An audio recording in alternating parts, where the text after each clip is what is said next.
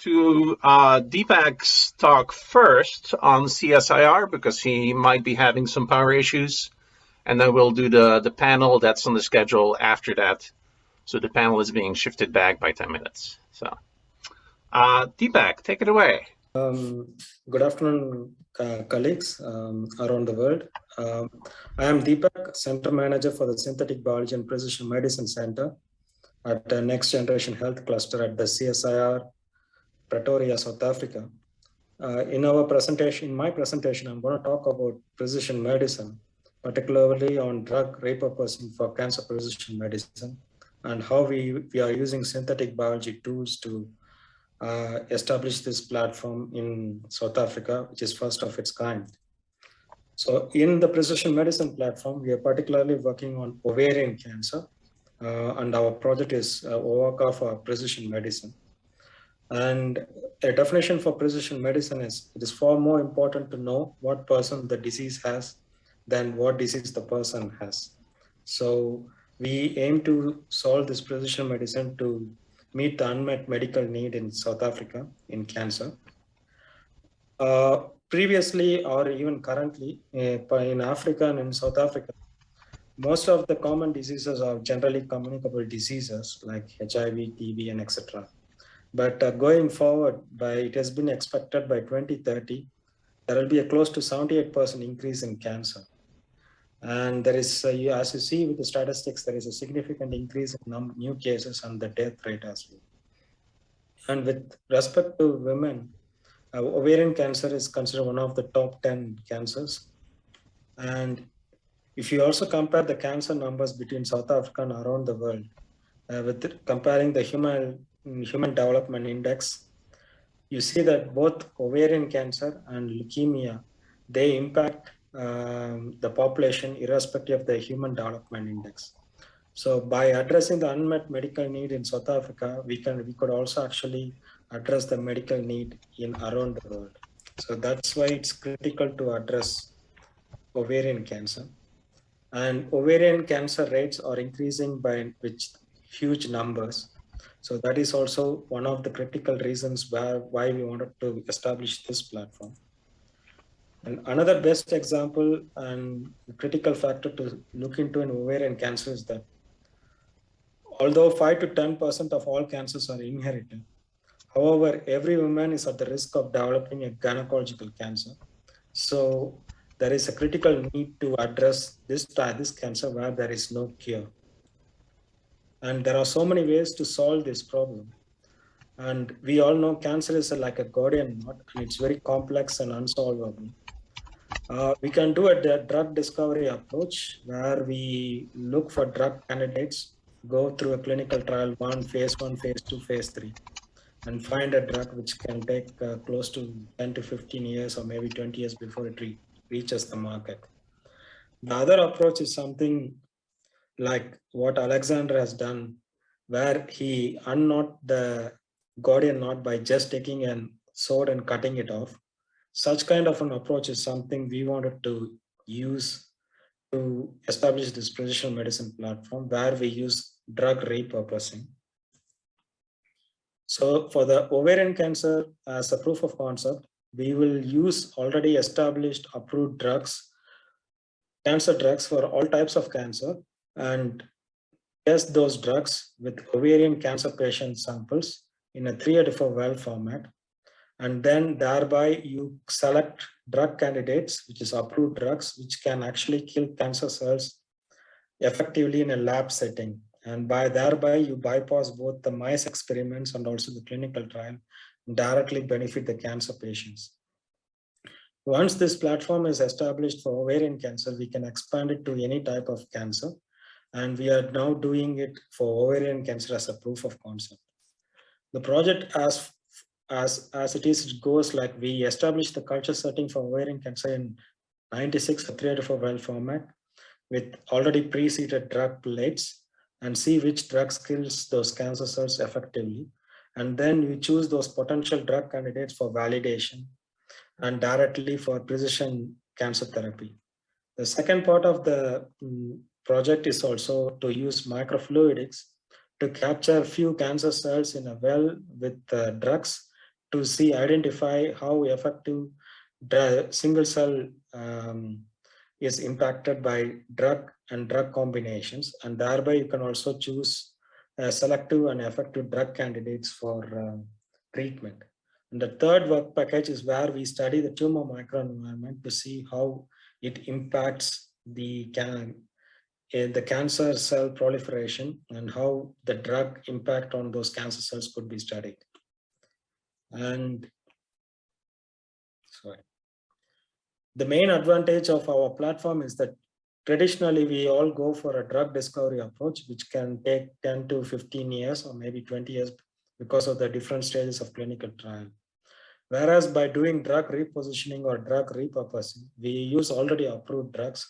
So we cut down the clinical trial time frame, which actually benefits the patients and also helps to bring the technology to commercial setting. And we have a 3 to 5 year time frame to get to the market and benefit South African patients, and also to have a commercial launch of our platform. And here comes the details where we use synthetic biology approach to enable precision medicine platform. One approach is, and with the cancer precision medicine platform, you need tumor microenvironment to mimic the culture setting, what happens in the body. So we use Chinese hamster ovary cell lines to do directed evolution approach to use produce ligands that would enable the cancer precision medicine platform. And similarly, we also use synthetic microbes to recombinantly produce those ligands, and that will also support our cancer precision medicine platform. The third angle is also we use those ligands produced through the synthetic biology approach to be coupled to the nanoparticles through using nanotechnology approach, and culture the cancer cells on top of those nanoparticles coupled with the ligands for proliferation. So that's how we use synthetic biology approach to enable the precision medicine platform to reach global setting. And our platform is supported through the Spark program from Stanford University. We also have 3 PhD students funded by OWST, which is an organization for women in science for developing world, through the Third World Academy of Science. We also have received a Marie Curie Fellowship and ICGEB funding to support this program. And with this, I thank you for the opportunity for me to present our work at the CSIR, where we combine synthetic biology and precision medicine to benefit the unmet medical need in South Africa and perhaps in globally. Thank you.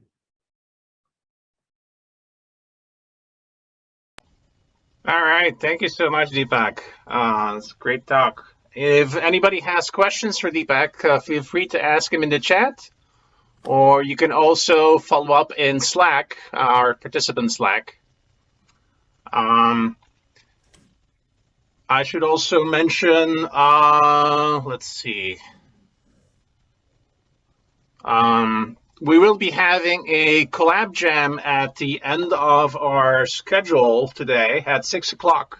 If your project that you're working on is looking for additional collaborators, feel free to put a single slide in the collab jam slide deck, which I just posted the link in the chat here. And I think we will be moving on to our panel discussion.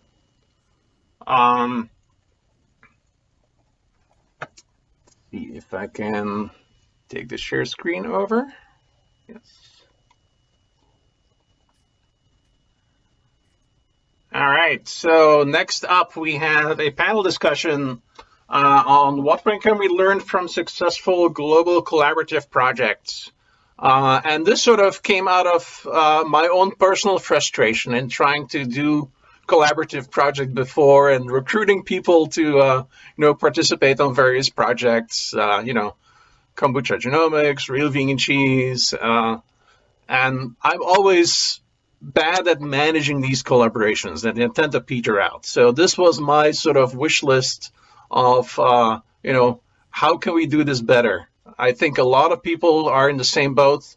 We all have projects that we're really passionate about. We would love to have more people working on them. but we don't quite know how to build these up and then how to maintain them at a level where it's sort of a nice and vibrant ecosystem.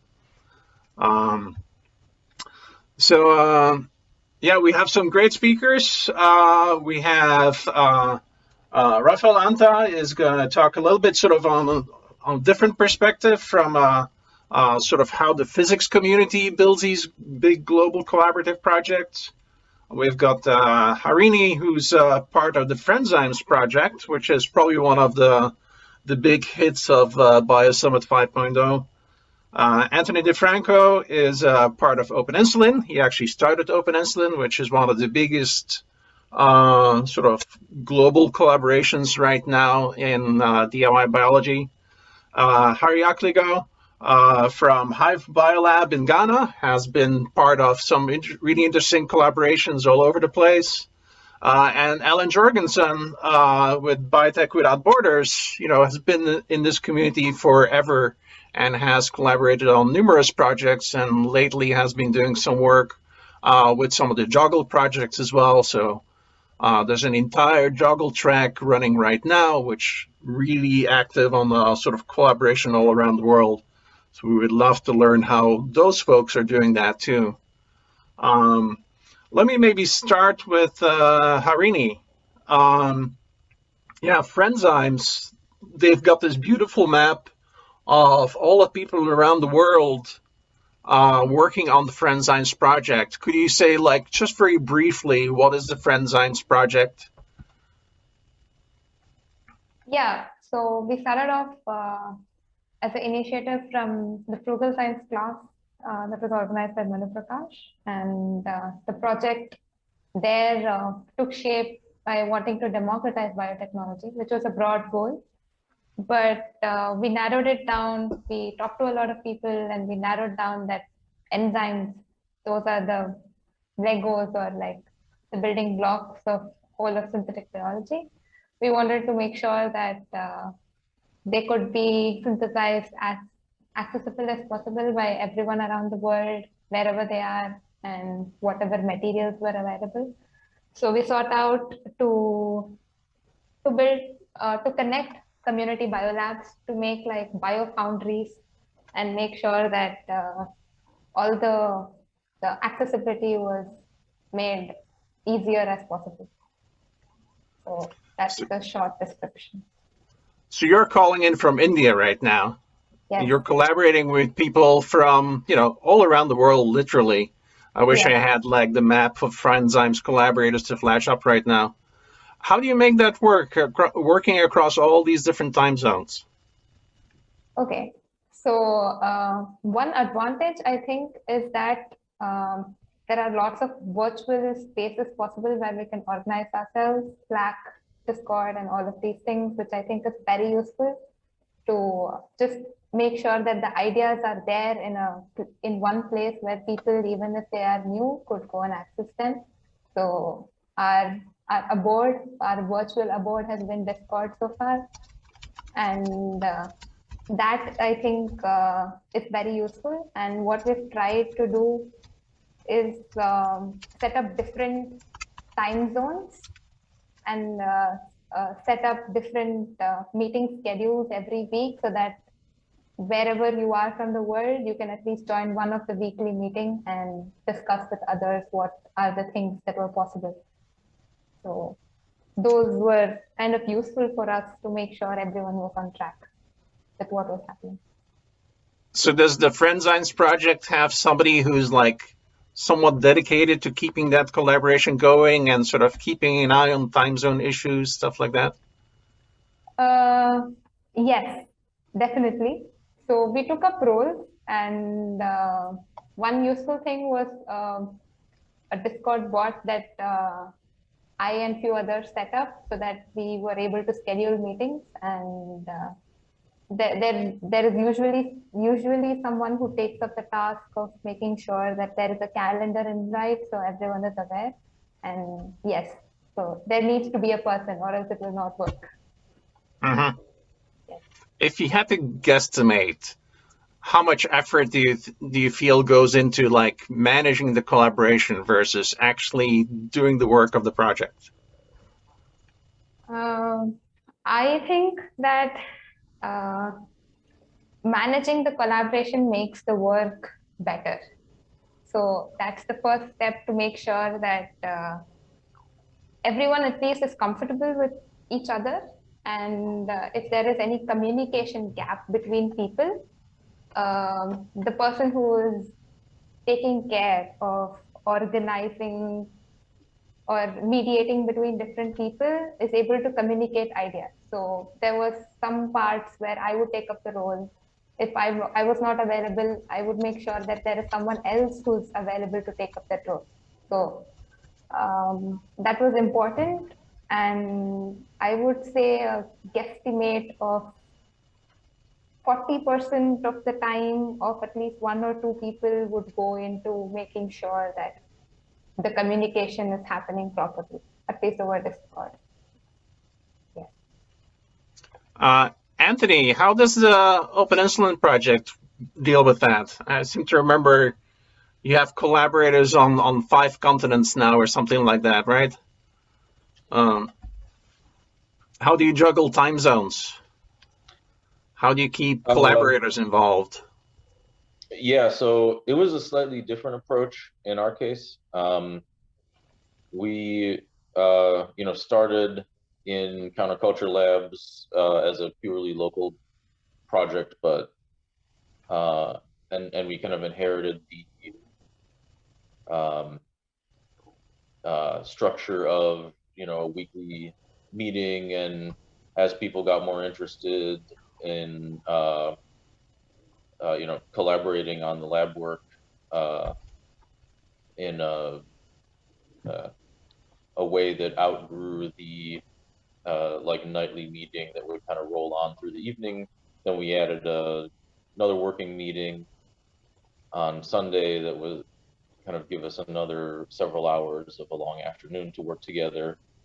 And then as the years went on, we got more attention and more collaborators from different time zones and ultimately several continents. We kind of had an extension of that tradition that carried on into online meetings, and this was our only option once COVID hit and closed the lab, and so it kind of forced us to come up with a contingency plan quickly, and it took that form, and we did that for a couple years, but the project continued to grow, and it just got harder and harder to find times where everyone could meet together, and people were getting out of step with each other, and you would have a core group that would just be selected arbitrarily as the first cut of that would be who can make the meeting time that gets established for a certain thing, and so that was kind of arbitrary, and people were getting left out. And this year, in conjunction with getting our 501c3 nonprofit organization set up for the Open Insulin project, we've also been addressing some of these issues. It's still a work in progress, but the essence of it has been to move out of online meetings as much as possible and into written forms of communication. We have our own Mattermost server, which is kind of an open source Slack type of chat, and we're adding project management features to that so that we can work more like other open source projects and use written non-synchronous forms of communication for things. And it seems like sort of part of the success of Open Insulin, I mean, you're big enough, you can subdivide in these different working groups that can then meet asynchronously as well, right? Yeah, well, that we did have a kind of specialized structure there. for a while. A lot of the areas that we were focusing on were, ended up being topics that we couldn't really fully address until certain earlier issues were settled. There's a somewhat linear structure to things where we don't have the organisms optimized and really know what our protocol is, then it's hard to think about a lot of how we're going to do manufacturing. So, the people who were looking at things that are way downstream, like regulatory compliance, that, it was very speculative. And part of it was also just paring down and focusing on what we needed to do next. So, how that maybe is a lesson for running a global collaboration. I think the lesson there is, stay focused and try to be very respectful of people's time, and make sure that any time people spend on the project is time well spent and yields progress. And the ways to do that have turned out to be maintaining written records and conducting things in writing as much as possible, so that people who can't interface face to face can still be included and can do it on their own terms. And Yeah.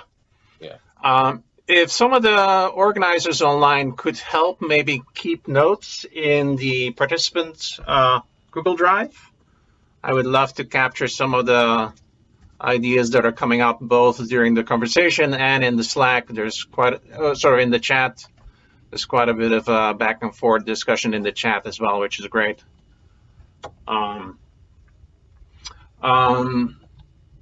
Yeah, so Allan, how about how folks at Joggle are organizing?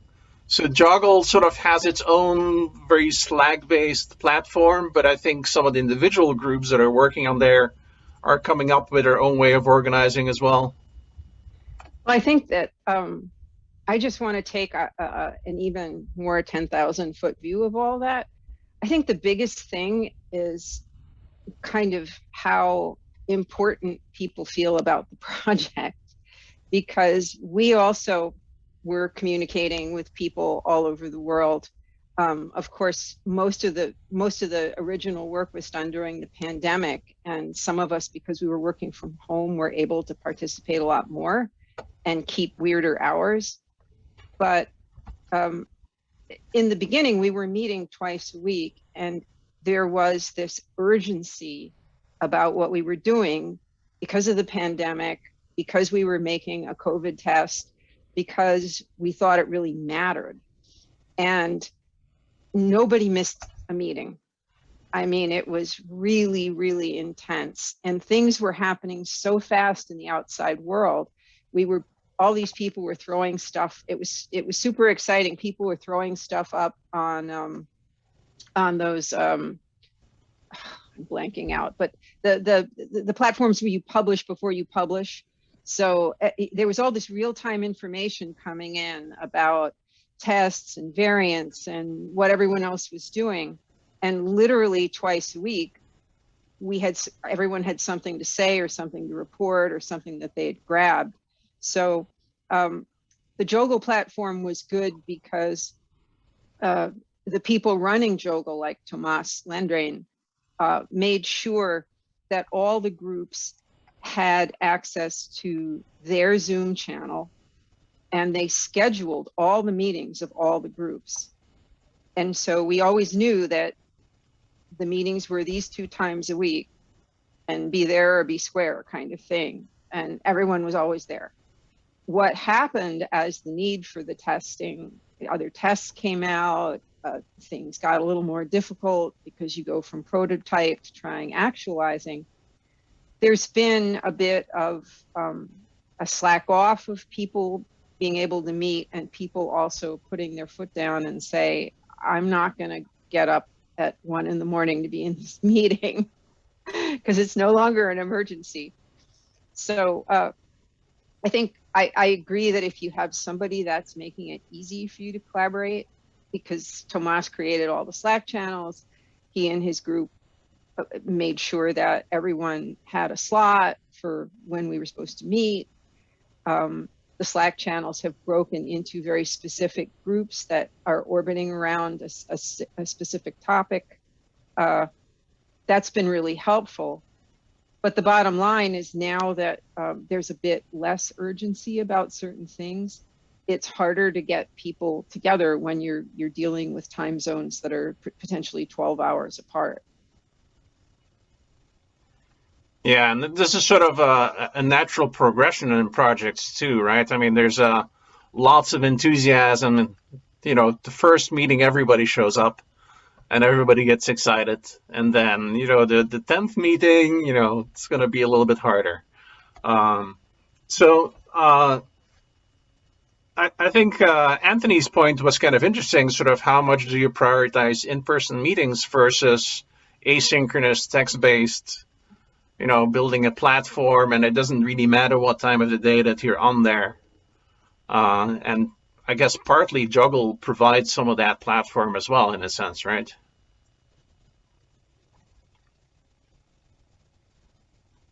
Sorry, I thought we were going off of me. Yeah, I mean, everything is 24/7, whether or not everyone is awake and actually reading or listening. But you certainly can add anything to the Joggle Slack channels. And we happen to use Slack. I was joking that because of Discord's name, I'm philosophically opposed to using it, but I really have never tried it. And there's so many other organizations I belong to that already use Slack. And it's just like, oh God, do I have to go through one more interface in my life for communication? And Slack seems good enough. The interesting thing I would like to say is that the majority of people in this collaboration have never met face-to-face. I've worked with people for almost 2 years, and I've never met them. But I feel like I know them, and we have very strong feelings towards each other, and supportive feelings towards kind of the individual ways that people are solving the problem, because there are sort of individual projects within the whole COVID test umbrella. And yet I've, never actually seen these people, just on Zoom. And yeah. it's amazing. It's kind of enough, which is sort of surprising considering everyone is saying, oh, everyone has to be face to face and all that. I'm actually kind of surprised. One thing that I would like to add is to make sure that you feel familiar with people who are part of your global collaboration. It's important to hold non-work meetings as much as it is important to hold work meetings, because there becomes no distinguishing factor between what constitutes as work or not if you don't have that. And I think non-work meetings help people to bond, and the bond is important to make sure the work goes about better. The pandemic sort of did that for us, because we would get into the meeting and the first thing we would say is, well, what's happening in your country? We hear the statistics, but what's happening on the ground? Are you in lockdown? How strict are they? Are they stopping people on the street without paperwork? Are you able to get into your lab? How are you feeling? Do you have any friends that have been affected? And so it wasn't that we had a separate meeting, but usually the first 15 or 20 minutes of the meeting would be people kind of checking in on each other, which was really nice. And I don't know how, I guess you can sort of do that artificially. Again, I think that a lot of what drove this particular project on Joggle was the pandemic. Yeah. So in a sense, it drove everyone together. So I guess the question is, how do we keep that? Yeah, it's much easier to keep collaboration going between friends versus between coworkers, right? Harry, I mean, you've been involved in a number of collaborations from your end. We've talked a little bit sort of about this natural life cycle of a collaborative project. Everybody's really excited in the beginning, and it becomes harder to maintain it after a while. Do you feel like we should be planning for what comes next? Yeah, I mean, I think it's very much important that we begin to see the end in the beginning anytime we are planning some of these collaborations, because obviously they are not going to be existing forever. And in as much as the people that are involved in these collaborations themselves do not have any guarantee that even their tomorrow is assured. So for that matter, we also need to be looking at collaborations in that regard. That helps us to maximize and make the most out of them, and ensuring that we give up the best. And at the end of the day, we look back and say that whatever purpose for which these collaborations were enacted have truly been achieved. And for me, that is why I want us to begin seeing some of these collaborations that we are seeing happen within the global context over the past of the decade. And even now that we've seen a lot of that happening, we really need to rethink how we foster some of these collaborations. And for me, just thinking of the end at the beginning, it's one of the great ways to see that we make the most out of most of these collaborations. Yeah. Tim in the chat made a really good point as well. I mean, maybe collaboration come in waves, and maybe there's a natural cycle to them.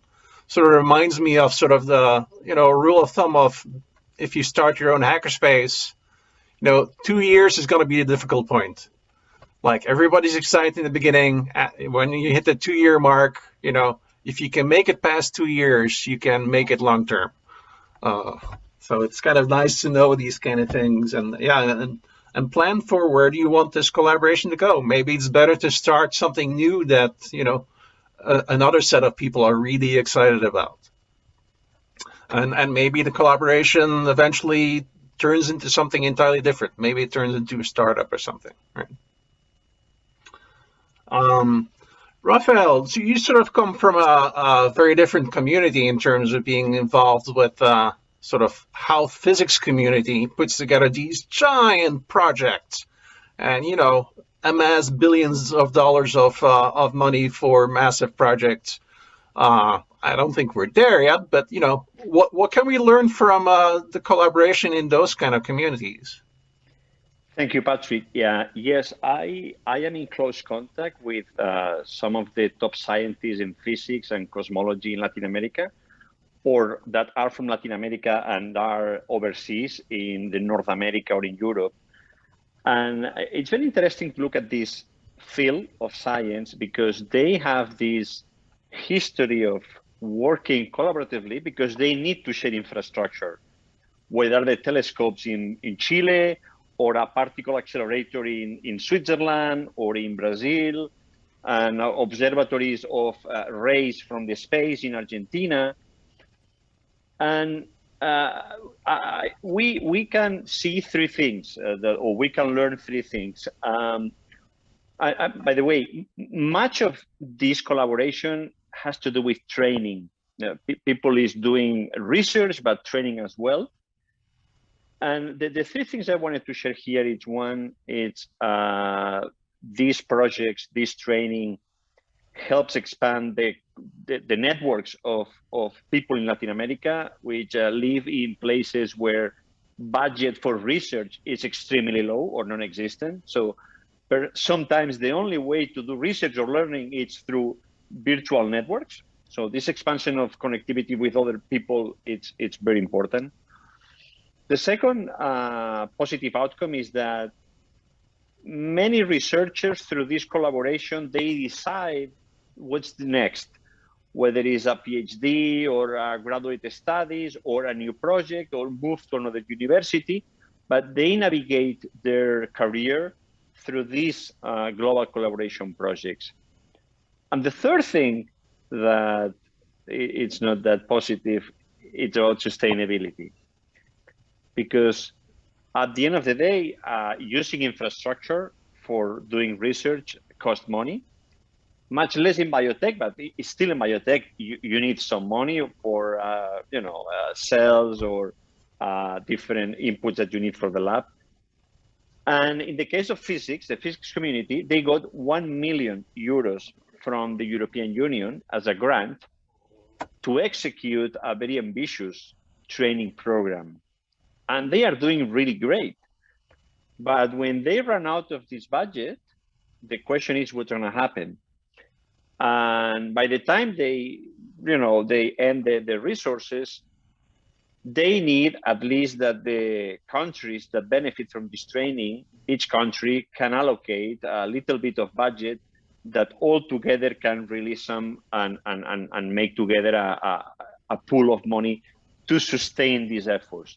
So things that start with a grant are obviously nice to have, but the question about sustainability is at the end of the road waiting for you.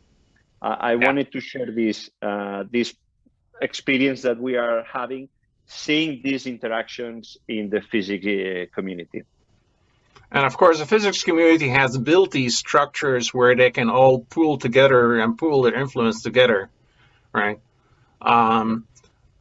There seems to be like a wide variety of sort of ways of doing projects, from completely grassroots, a band of equals that are grouping together on a specific topic, compared to something that's run completely top down.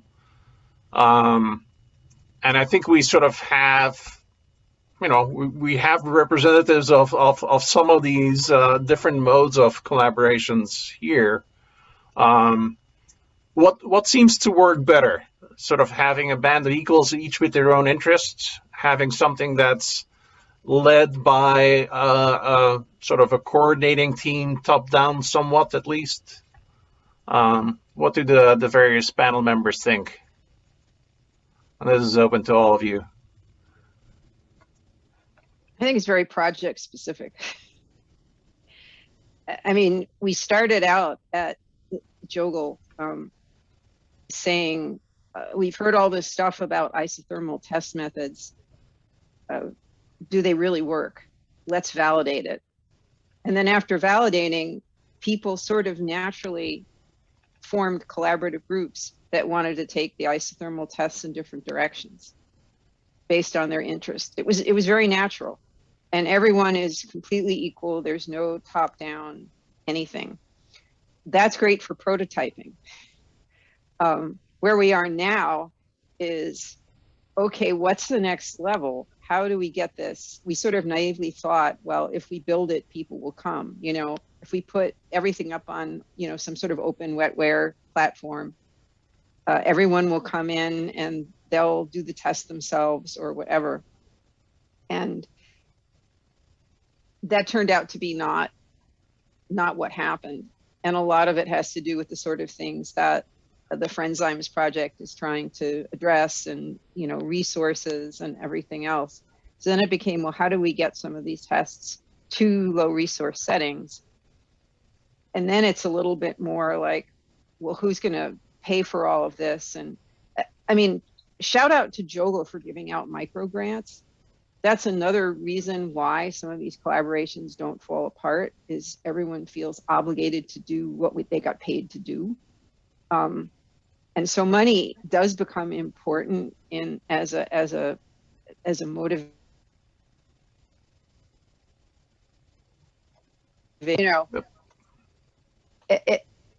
That's my sort of take on that. Harini, Friendzymes really started out as an iGEM team, essentially, right? A bunch of people that all wanted to work together on a topic. How do you keep, things moving in the same direction? Is there a leadership team, in a sense? So we started off as a very decentralized team, just taking inputs from what everyone is capable of, what are the strengths, what do people bring to the table.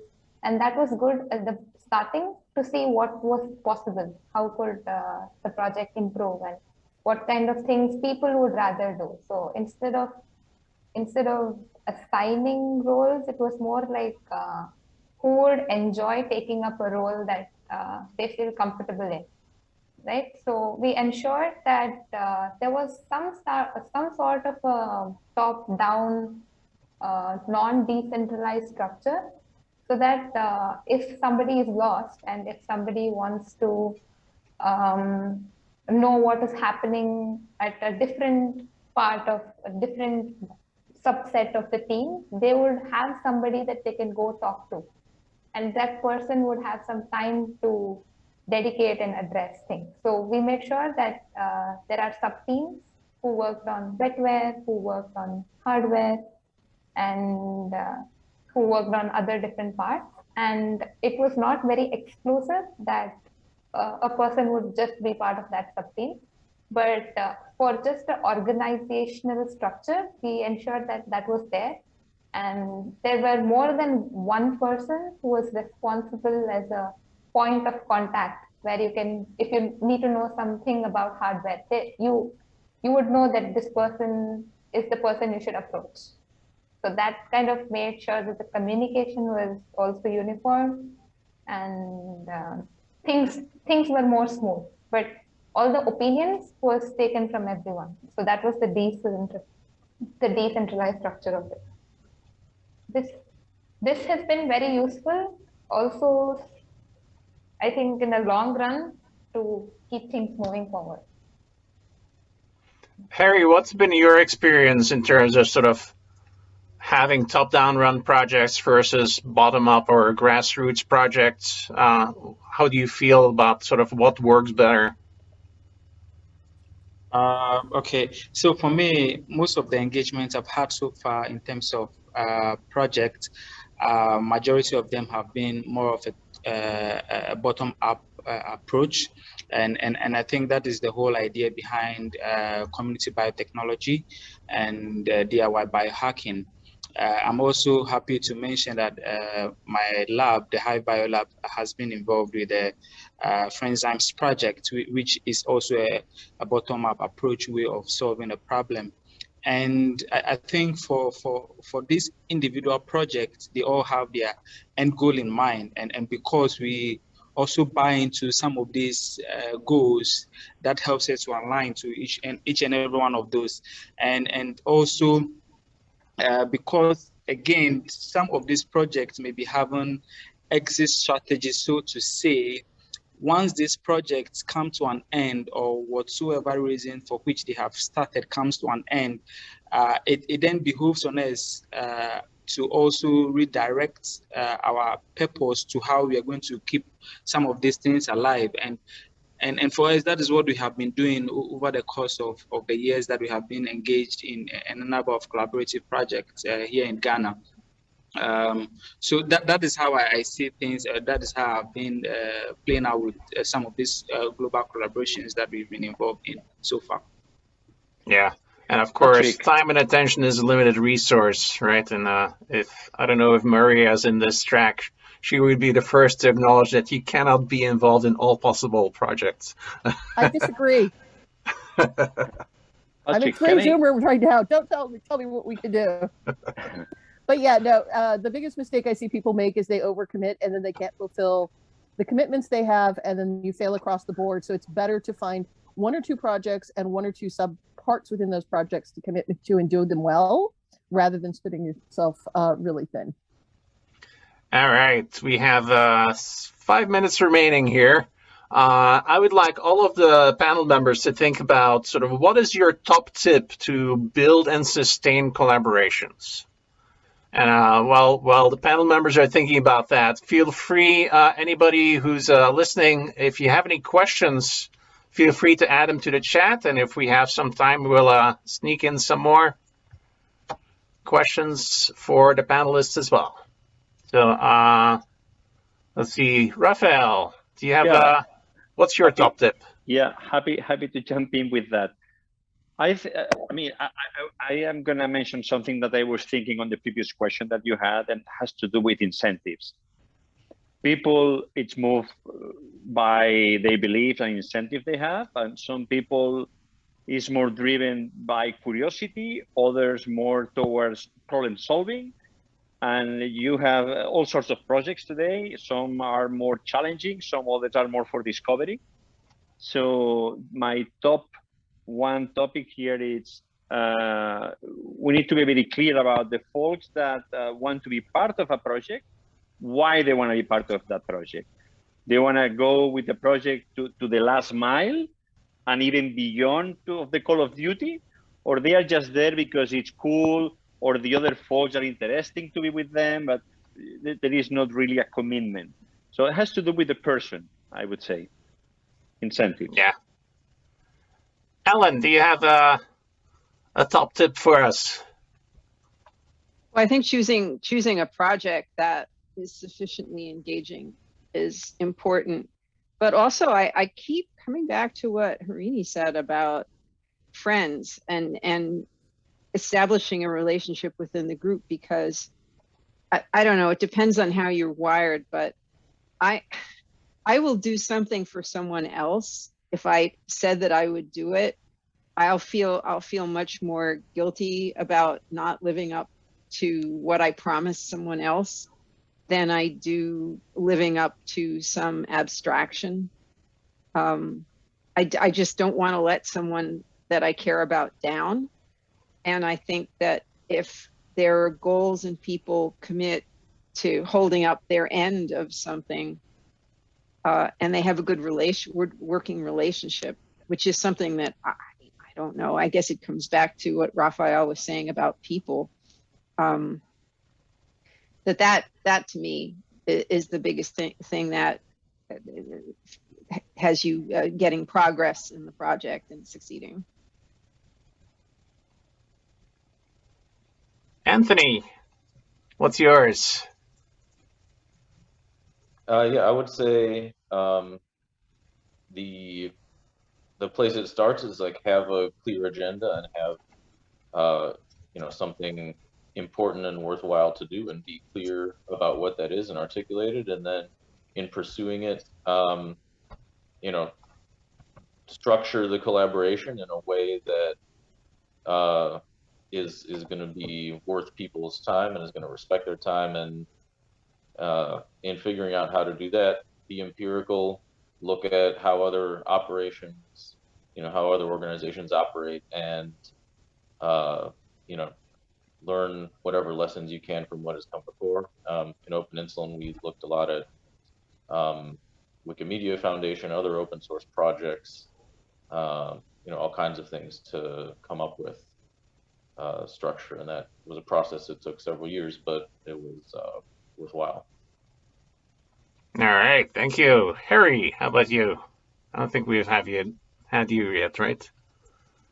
Yes. So I think a lot has been said, and I totally, relate with all of those. One thing that I also want to add is that for people who are starting their own collaborations and going to look out for other teams to buy in just because they need them to fulfill a portion of those their collaboration, it's very much important that they truly ensure that they set down some KPIs that drive these collaborations.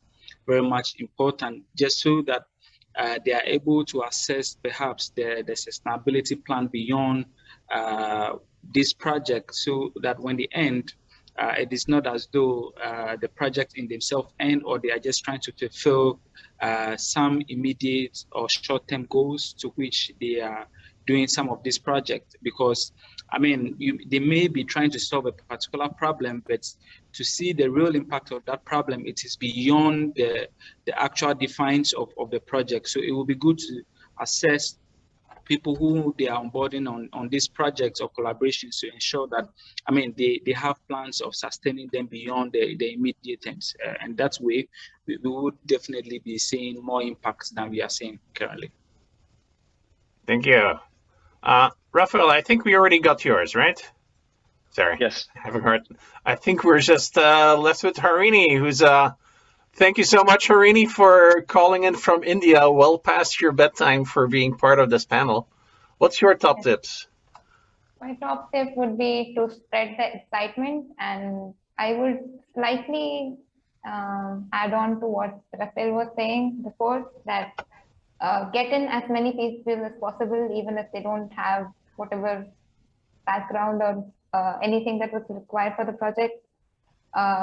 Just get in people, see how much they can contribute. Not everyone can contribute as equally as possible, but over the long term, even a little bit of contribution could take the whole project in the right direction that you want, and everyone learns as a result. So be inclusive and make more friends, I guess. That's the whole thing of Friendzymes also. So. All right, thank you all very much. I think we ran out of time for our panel. Yeah, if there are a couple of questions in the chat, I believe. If any of the panel members want to answer those, we can also take this discussion back to the Slack, participant Slack. But I think we are going to have to move on to our next presentation, which is going to be Christiana, who's going to be talking about her project back in Greece. All right, Christiana, are you Yes, I ready to am go? here. Yes, I am here. Just give me 1 minute, please, and I will be with you. Yes. All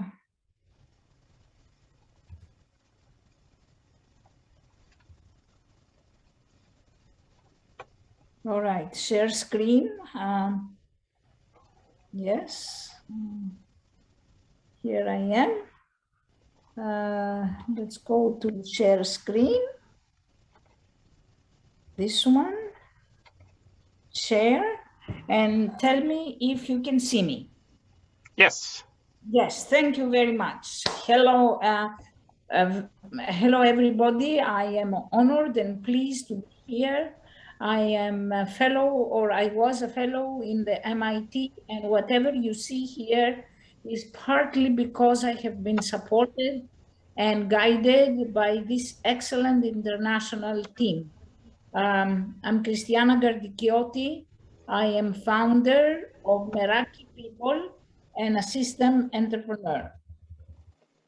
What we do in Meraki, in Piraea region, Arcadia, southern Greece, nature-based entrepreneurship is our core.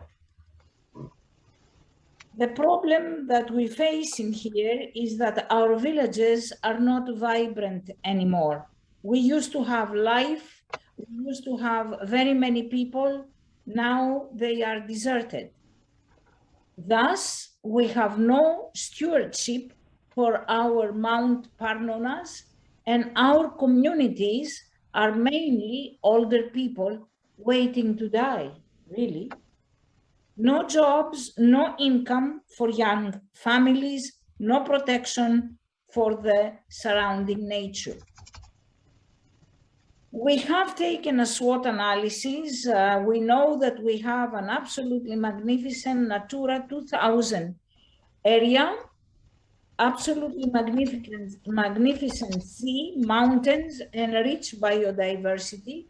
We have an ancient olive orchard, but most of all, we have resourceful people.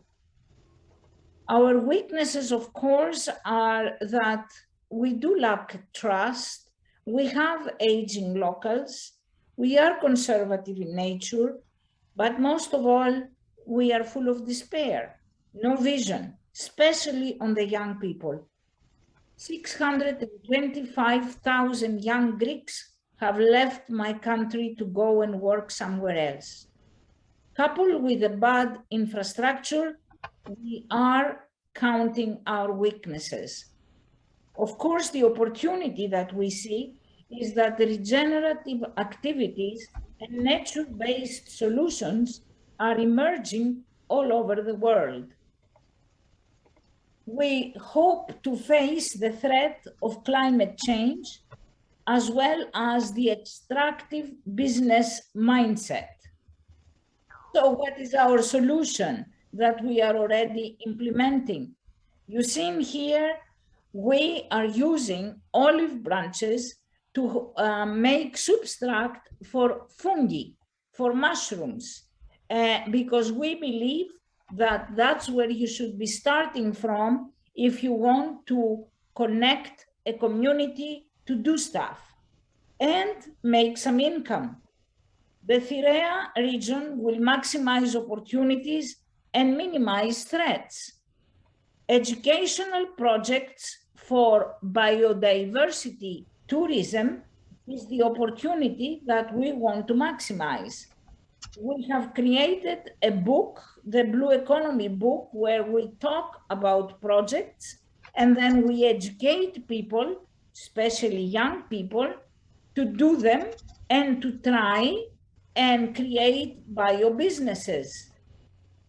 We are actively implementing nature-based solutions, starting with the mushrooms and the living soil. And as you can see in here, we've been busy in inviting people to come and join us. We would like to create biodiversity tourism. We target and engage local organic-oriented businesses, digital nomads motivated to work in and for nature, rendering nature as an employer. So if you do not look after her and you don't do good business, she fires you. We would like to invite leadership developers, ESG practitioners, and as you can see in this tree, this olive tree was producing olive oil and olives at the time of Homer. So when Iliad and Odyssey were passed along and were made as a myth, this tree was producing olive tree. These people, ESG practitioners, are around this tree and really are embracing the impact that we are trying to create. Of course, we would like to invite corporate decision makers because we believe that they could be helping us and be implemental. We would like also to develop, and we have started with the Presencing Institute to do service learning academic programs and put them into effect. So we are really creating the Meraki People ecosystem, starting with pilots, as I said, fungi, oyster mushrooms on olive clippings. We finished, we set it up, and we are now operating. Olive Bliss just started, biodiversity and ecosystem restoration with 5 people on the ground working. And of course, my hope and my soft spot in my heart has always been the Biolab, where biochemistry and phytomining could be performed. Yes, we do need help. Yes, I know that I am addressing myself to the right audiences because they can make it happen. 1 minute, Christiana. Yes. My time is up? You got a minute. Okay. We have done events and we have outcomes. We pilot solutions and farm-to-fork communities and soil regeneration for carbon sequestration are some of them. We have clients. We want to converge science, technology, education, arts, and mathematics. We have active business cooperations. We do have an income stream and a business model. We are seeking 150,000 in angel money and hoping to create 4 million in local economies in 5 years. This is our team of collaborative impact network, and we are very busy in making it happen. Thank you very much, and we wait for you to visit us. Hi everyone, shall we get started? It's 2040, or where I am anyway. I'm lost for the time zones now. I can't tell what time that is on Eastern things anymore. But welcome to our panel on creating and curating the biotechnological commons. So we're joined today by Jenny Malloy, Ali Senju, Anastasia Pistofoulou, and Tim Dobbs. So thank you all to you guys for joining us. So this was something that I really wanted to do out of sort of a failure from a project to try and get some stuff going, our strains sharing type project, and we weren't really sure actually how best to tackle it once we started thinking about the practicalities of it. Yeah, so start thinking about these people as well. So I wonder if everyone on the panel, if you might be able to introduce yourselves. I can see Anastasia in the corner of my screen. Would you be able to start? Or Jenny, you're there as well. Or you're right now. You've been pinned. Okay, I'll start. Yeah, hi everybody, I'm Jenny Malloy. I'm a researcher at the University of Cambridge and also on the board of a couple of nonprofits that try and make open science hardware and open wetware more accessible. Yeah, and probably in terms of sharing resources, the main project that I've been involved in is the Open Enzyme Collection, which is a series of DNA plasmids for manufacturing enzymes, and we try and make protocols that are enabling that manufacturing to happen in reasonably low resource areas of the world. And yeah, that's my interest in being able to do all this better than we currently are. Thanks, John. Thanks, Jenny. Anastasia, I called you a second ago. Would you like to go next?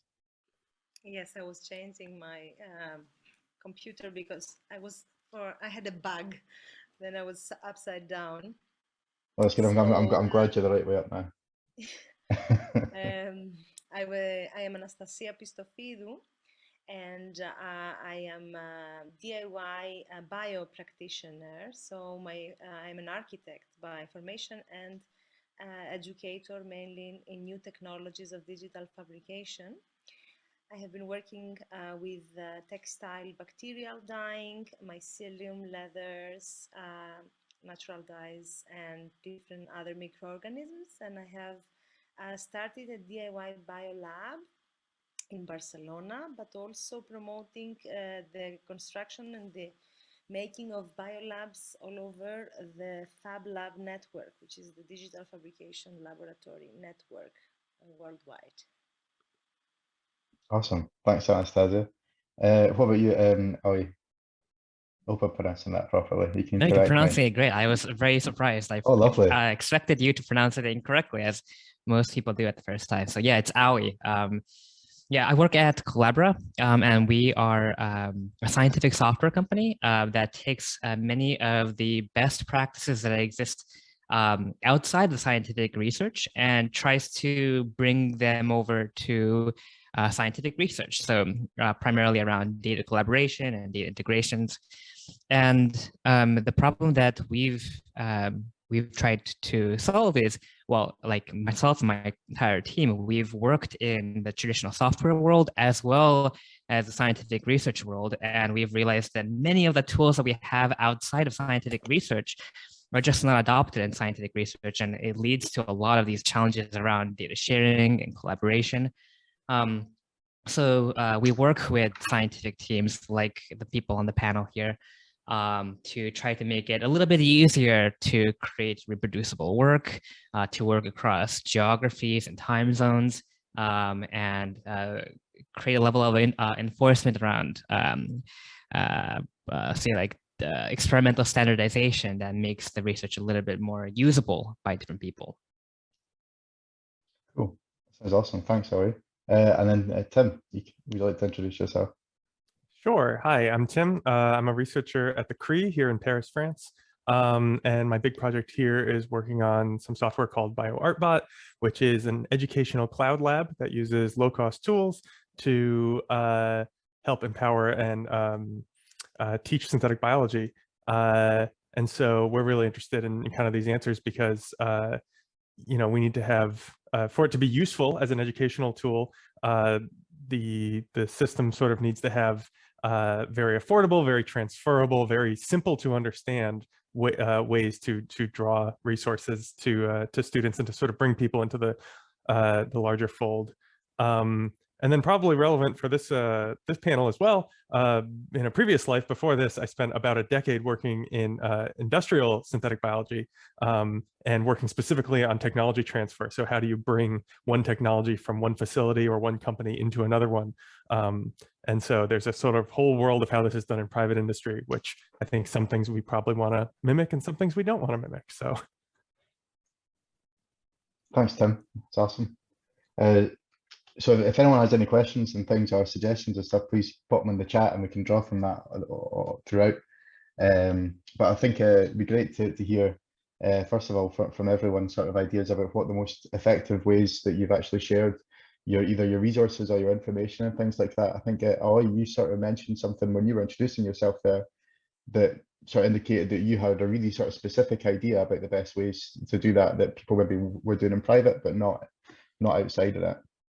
Yeah, so I would love to start. I think the challenges around data sharing and collaboration are things that really everyone's dealing with, right? Because the amount of scientific data that's being produced has massively grown in recent years. And then there's also just a general problem around data loss, right? I think there's a number of like 17% of scientific data is lost every year, while the amount of scientific data that's generated doubles every 3 years. So like the amount of scientific data that's getting lost is increasing, and it makes this kind of collaboration really difficult. So what we've tried to do is, I suppose, where the scientific data is getting lost are rather preventable. So people are not recording the equipment that they're using, or the materials that they're using, the vendors that they've used, when they ordered it, who's doing the experiment, the protocol that they're running. Is the protocol that they're running the exact same thing each time, or is it changing over time with the different versions of a protocol, for example? So the way that we try to make this kind of data sharing and collaboration a little bit easier is that we try to take whatever is controllable and make it controlled. So we have templates around protocols, templates around experiments, templated permissioning for different lab members. And I think it really just starts from there. It's like really basic parts that make a big difference in how scientific research is done. That's really cool. I know, like, I've experienced that a lot, where you go, what version, what type of protocol is that person doing? I know that person liked to, they grew stuff at 180 RPM versus 220 or stuff like that. And you think these things, when you do that, you don't think that's going to make a difference and stuff. Jenny, I wonder, you've got some great resources and things for how that, for the open enzyme collection and things, how the protocols and stuff for that get shared. Do you experience sort of things like that? Yeah, for sure. I mean, we're still building out our protocols by a long way, because we have many enzymes in the collection, and so we have a few that we've tested, but there's so many configurations. I mean, there's like 200 different elements that could be combined in all sorts of combinations. So no way is my lab of one postdoc, 2 PhD students, and MPhil student testing all of those. So we're kind of reliant on people to have some level of so that's basically our thinking right now. It's a very timely panel, is kind of how do we structure things in such a way that when people make different combinations from the collection, that they can feed back some level of useful information for other people. And that is going to involve some templating and involve some level. So it's an active discussion for us now. I mean, we're definitely not the best at doing this. I think it also just takes a lot of time, right? I mean, Aui's company have obviously spent many person years probably thinking about how to do this well. And if you're in a busy academic lab, or you're trying to finish your PhD, or you're trying to finish your master's, like, putting the time into thinking about this is really difficult, and also finding the right tools. So I mean, we've tried to have control systems for some of this stuff, but if you're kind of operating across a bunch of different platforms, and between I mean, we definitely, like, on a weekly basis find things that need improving for sure. And I think it's really hard to kind of keep people on the same page, and also everybody works in different ways and has a different standard of what they think is the right way to do stuff. So yeah, definitely there's a sort of, both within a single group in a single location, and then once you spread across to other locations, it gets even harder when you're trying to, even as we all know, any written protocol doesn't really give you the full kind of sense of running the protocol. So I mean, there's a secret sauce all the time, what's the secret sauce? I mean, we've got a GoPro down in the lab, and like kind of things to put cameras around so we can try and film things. And like, I looked into how much glasses with cameras in cost. Good ones cost a lot of money, unfortunately. But like, you really want the kind of bird's eye view of almost doing it along with someone if you can't travel in person. And so, yeah, we really kind of thought about that a bit over the pandemic as well, of kind of how you do this well. And I know other groups for like fixing big equipment, so not biotech, but I've spoken to people who fund, astronomy experiments and observatories, like how do you fix that when you don't have the person who actually knows how to fix it in the country? And so they've kind of been figuring out ways to do it really well. So yeah, I think there's just so much technology that we could bring to bear on the situation, but there's almost too many choices. That's the problem we've come across. That's a really good point, because sometimes sort of knowledge and all the experience and information, you might need to get a method going or a technique. It exists inside 3 people's brain in the world ever in the history of humanity, maybe. And what if that secret sauce went with them as well, and you can't locate them, or you know, they existed 20 years ago or something like that. They passed away long ago. Go on, Anastasia, please. Yeah, so in our case, we come from more like the fabrication laboratory and technologies like 3D printing, laser cutting. And the question was always how to document open source hardware, for example. But we learn that the best practices is to learn from the ones that make software, because the software world is all about GitLab, GitHub, and commits and branches. And then is also the legacy and the building up on the knowledge, open knowledge of others without losing the contributors. And we tried this to implement it through the different programs that we have in the FabLab network, like Fab Academy or Fabricademy, which is the program that I'm leading. And then we have this wiki where all the participants contribute. And then you can, let's say that the information is there, documentation, but still it stays static. So I think that the next step would be that there are more contributors on this GitHub repository. It, of course, requires some training, but then it's, for me, it's, if you didn't document it, you didn't do it. And then what are the protocols and the correct way for documentation? I don't think that one template serves all. So it's also a living template that needs to evolve, and there are contributors to that. And then another way would be that apart from the scientists in the lab, you have someone that comes from more documentation background. So I have in my lab a girl that she's only documenting. So she's always with a camera and she's documenting the work of everyone. And this is a job. So, and it's also creative, or looking into the creative way to see, because we want to make science accessible to all. So we need to serve it in a way that is easy entrance to difficult concepts by breaking bits and bits. And in my case, in the case of doing biomaterials, it's a lot about cooking recipes or in a language that is very accessible. And then you can deep dive into the real like science of it. And then also we have done a lot of video tutorials, like step-by-step guide of how you can do things. Of course, it's like recipes, and that's recipe, everyone documents in a different way, and nobody can follow exactly the recipe. So it's a big problem, but these are at least the practices that I would say that we have in our context. Cool, thanks, Anastasia. What about you, Tim? So what lessons and things did you learn from working with Amorous? So the way that when you've kind of in industry, when you've kind of built your whole research program out and you say, okay, this is ready to go to a large scale manufacturing, the first thing you do is write a very, very thick document. And it says a lot of details and it's incredibly boring to read, but someone always reads one part of it.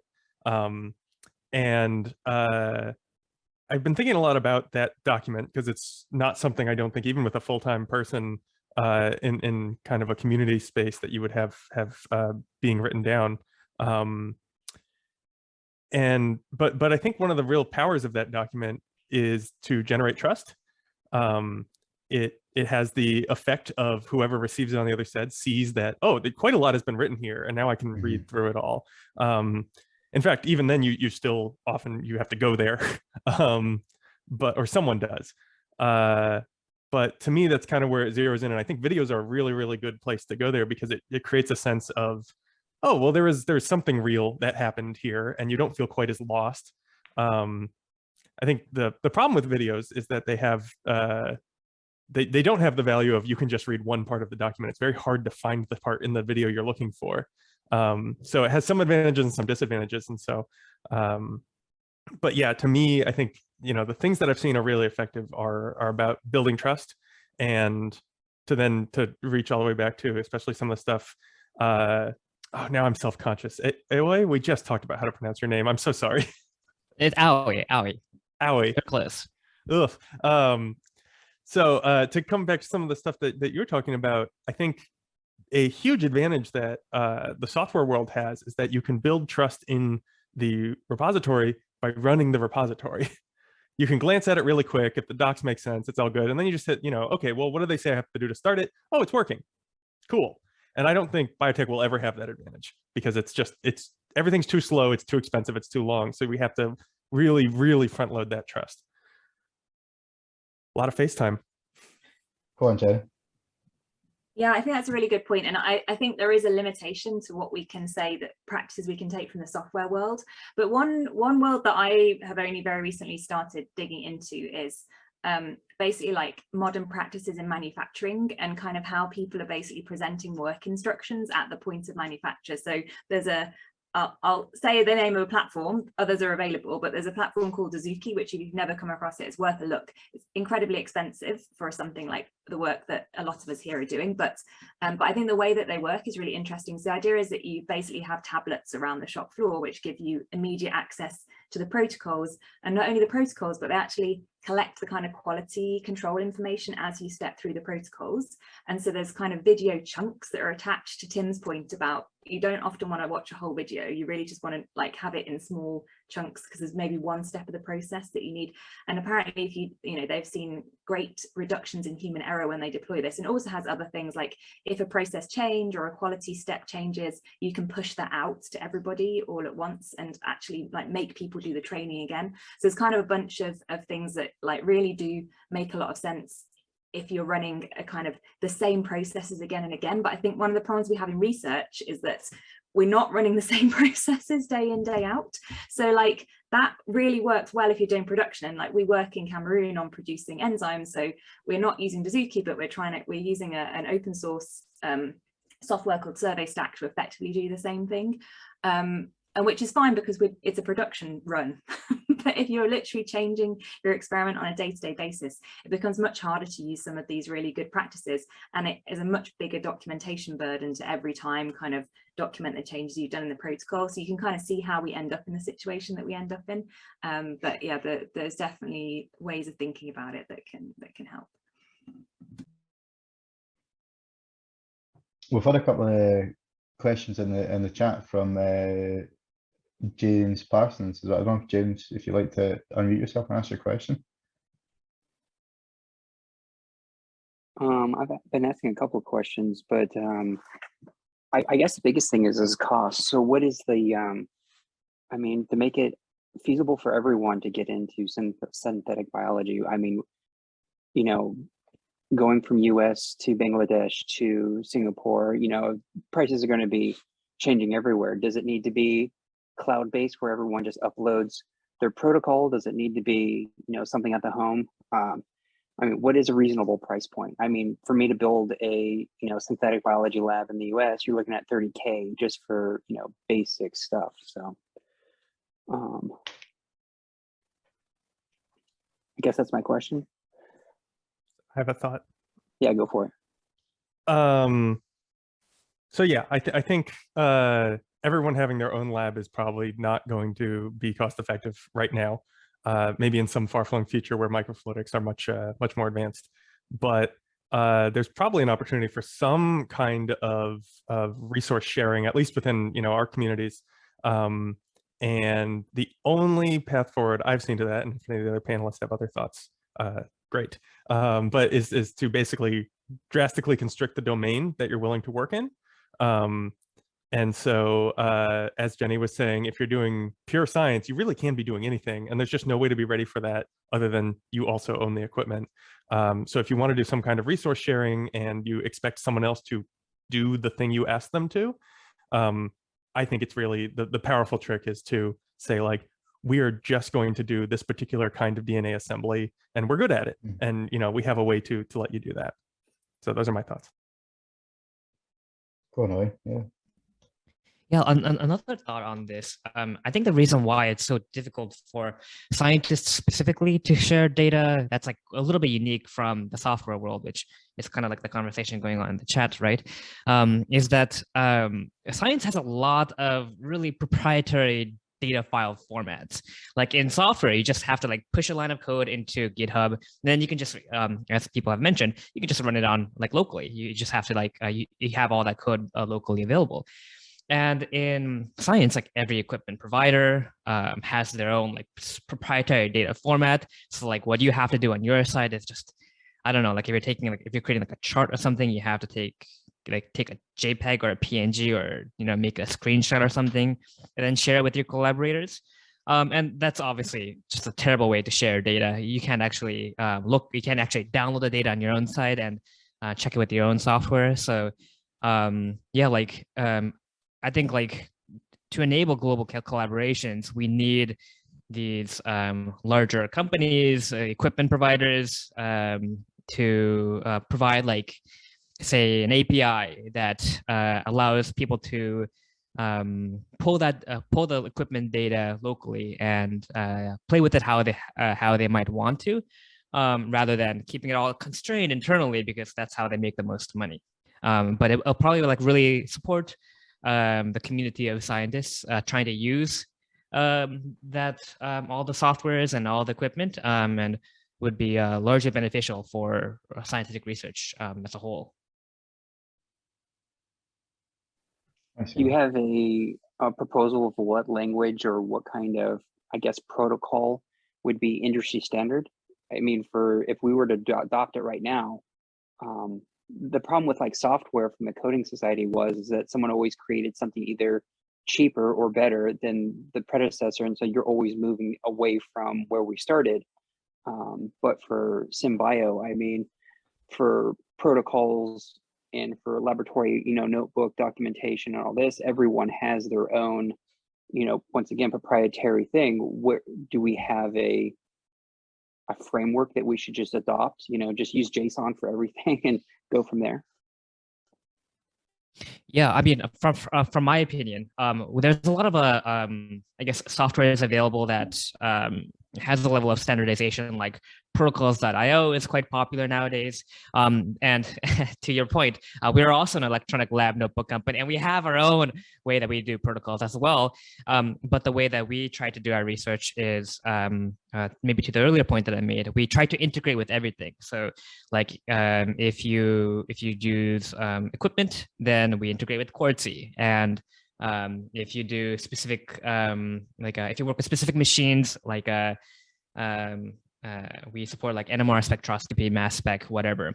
And so our solution to this is just, let's bring as much data that you're using all into a single page, and then allow you to work with how you might want to, because scientific research is so dependent on the researcher. People have their own practices. Different fields have their own data file formats. So we want to open up that level of flexibility by giving you the option to do science the way that you might want to. That's kind of how we've been doing it, but it might make more sense to have some kind of stricter standardization for, say, protocols or something. That's not something that I think we have the right answer, or the right answer to. So Collabora is I guess, what brings everything together into one place, or can you explain that a little bit more for me? Yeah, sure. I would hate to dominate this conversation, but yeah, it's an electronic lab notebook that integrates with file formats, softwares, third-party softwares that we find scientists most often use. So the problem that we saw in the field is that all scientists that we know are using hundreds of different, hundreds is an overstatement, but dozens of different products. So they use Slack, they use email, they use Google Drive, they use Dropbox, they use third-party software. and then they have all of these specific data file formats for all the equipment that they use. And because data is all over the place, it's impossible to actually share all the data that goes into a particular experiment and keep everyone on the same page, because not everyone is part of the same email threads or Slack threads. Not everyone has access to the same equipment that you have. And there's a lot of this like data silos that begin to grow at any kind of the scientific organization that's more than just like the people that fit into a single room. So we see ourselves as kind of like this this front end, this like first layer for where scientific research is done, and then in the back end we like integrate with all of the different scientific data file formats and software that people ask us for. And we're adding more every single week because people have such different ways that they do research. So we have a list of integrations that we already work with, but we're always adding more.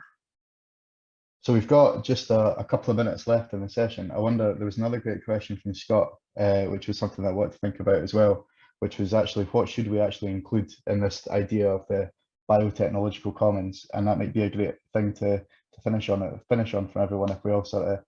I wonder if Anastasia, we've not heard much from you on about what do you think should be included in a broad overarching idea of the biotechnological commons?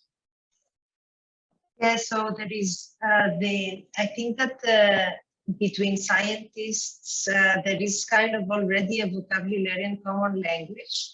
But if we really want to open and make technology accessible, and I will not use the word democratize because it has the governance, but we will say socialized technology.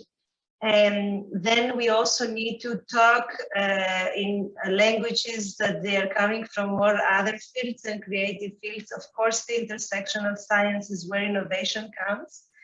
So I think that there is what it is, the protocol and all the documentation, but I also think that there should be kind of like, and I will talk it like teaser.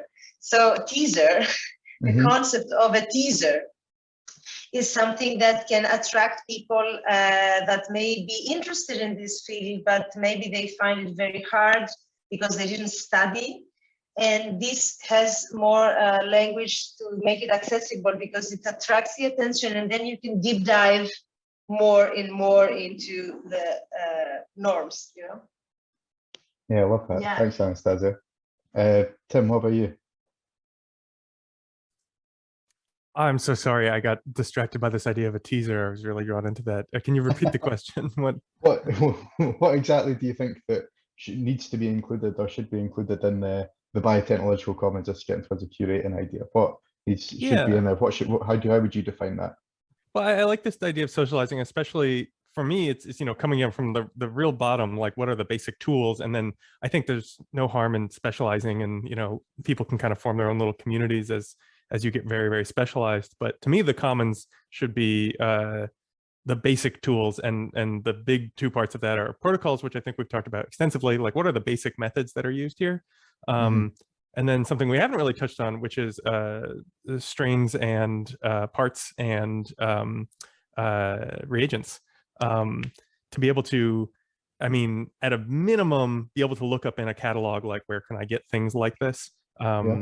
Would be really, really powerful in a sort of really accessible way. And then being able to order it directly from there would be great. And then if it was free, like free genes, hey, that's really great. But I think EdGene does a decent job of this, except maybe, at least for me, sometimes I get just totally lost and like, you know what, I don't specialize in this particular gene they're talking about. I don't know what this is.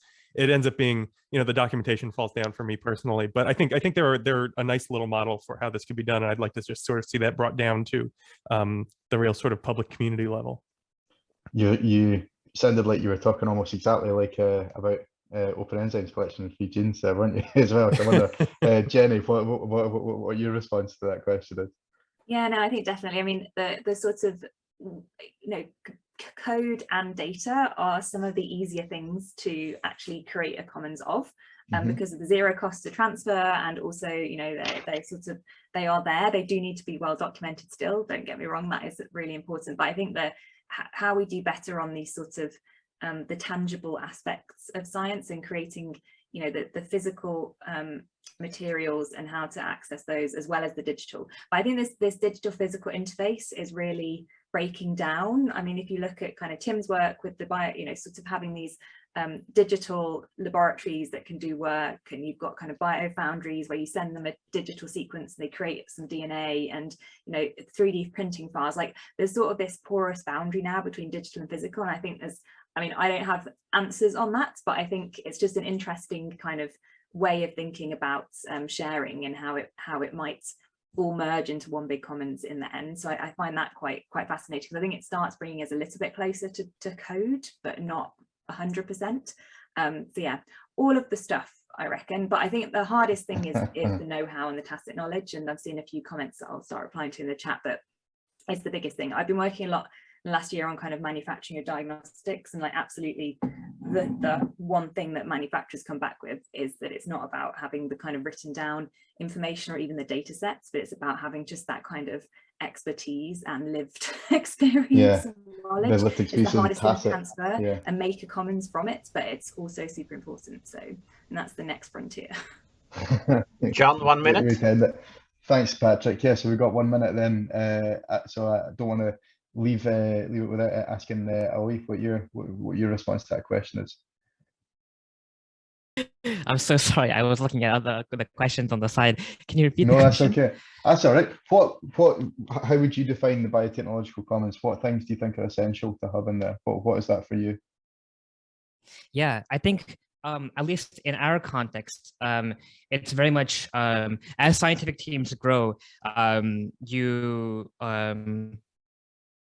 the biotechnology and technological commons is any company that becomes successful, right? Because if you have even if you're a traditional company, if you have multiple rooms, multiple floors, if you have a lab room and an office space, you need ways to communicate across an organization, across space, across geographic locations. And so like we really start off with, let's try to create the best software to enable strong scientific work, and then spread that out to the broader the biohacker community, the individual scientists doing their own private work, and I guess make it broadly accessible, make this kind of a better scientific software broadly accessible.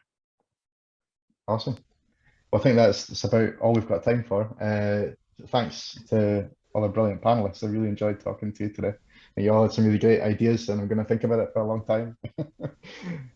Thanks, everyone. I think we now have the shipping policy team. Is that right, Patrick? Yes, that's right. I don't know if my share screen is coming through. Yes. Okay. All right. Yes. So next we have a talk about building a shipping policy database. So shipping things around, physical stuff, is difficult, and we often run into regulations of various countries, and that's something that folks in iGEM have really jumped in as well. And do we have Alonso ready for your slides?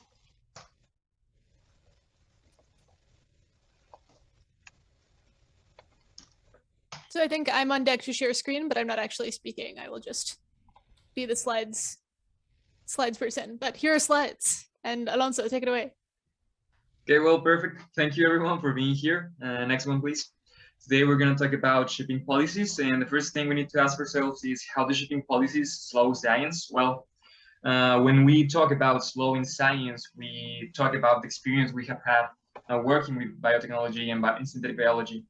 In this case, we exposed five quick examples about how science can be slowed with these processes. Next one, please. And well, why is this happening? On our journey trying to map this problem, we found out that this is mainly related to the lack of knowledge on how these policies work and the workflow involved on them. And by lack of knowledge, we do not mean only for custom agents. Rather, we mean lack of knowledge on both ends, them and us. Next one, please. But is this really a problem? And if it is, then how can we solve it? Well, from our perspective, in a perfect world, anyone should be able to ship material from country A to country B without having any bottlenecks in the process. that could stop the research.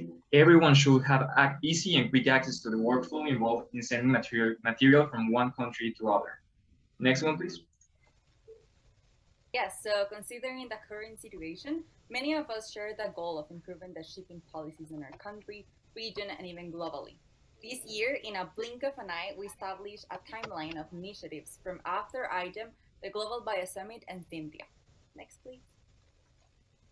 First, at the Latin America Open Science and Accessibility Group of After Item, we realized that open science is also making the importation process easier for us, the scientists, and therefore we collaborated with IDEM 2021 teams from Ecuador, Tech Monterrey, UANL, and Costa Rica, and gave them training, Q&A, and other mentoring tools to understand what was the legal landscape of their countries. Next.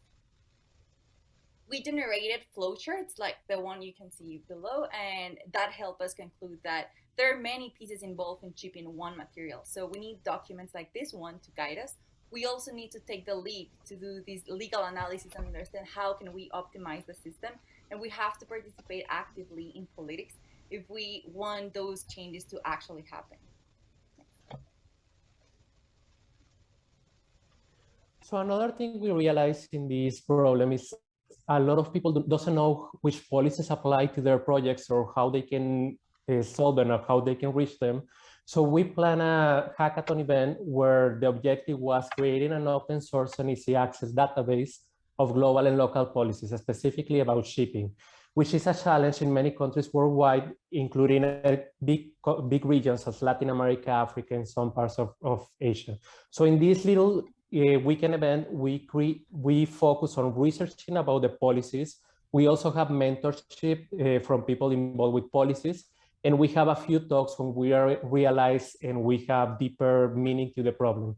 We need to have in mind that this kind of event, it was especially focused for people introducing into the community, but also enthusiast people. So we analyze what is the difference between local and global policies, how these shipping problems affect their daily base work in synthetic biology, and what we can do for keeping adding to this community. So in order to make this database, we created 3 types of outcomes in this event. One of those, it was an overview. So each of the participants in teams, they focus on analyzing the policies related to one specific thing they decided, biological parts, GMOs, etc., in 1 or 2 countries. We also give them the task of making proposals. It's not only just looking the problem, it's also helping into the solution, and entry and contributing to a database, which our goal is making available for everyone. So everyone, and so rich that everyone, they can just go and look at specific sections and they will see the policies in the main important elements. Next one, please.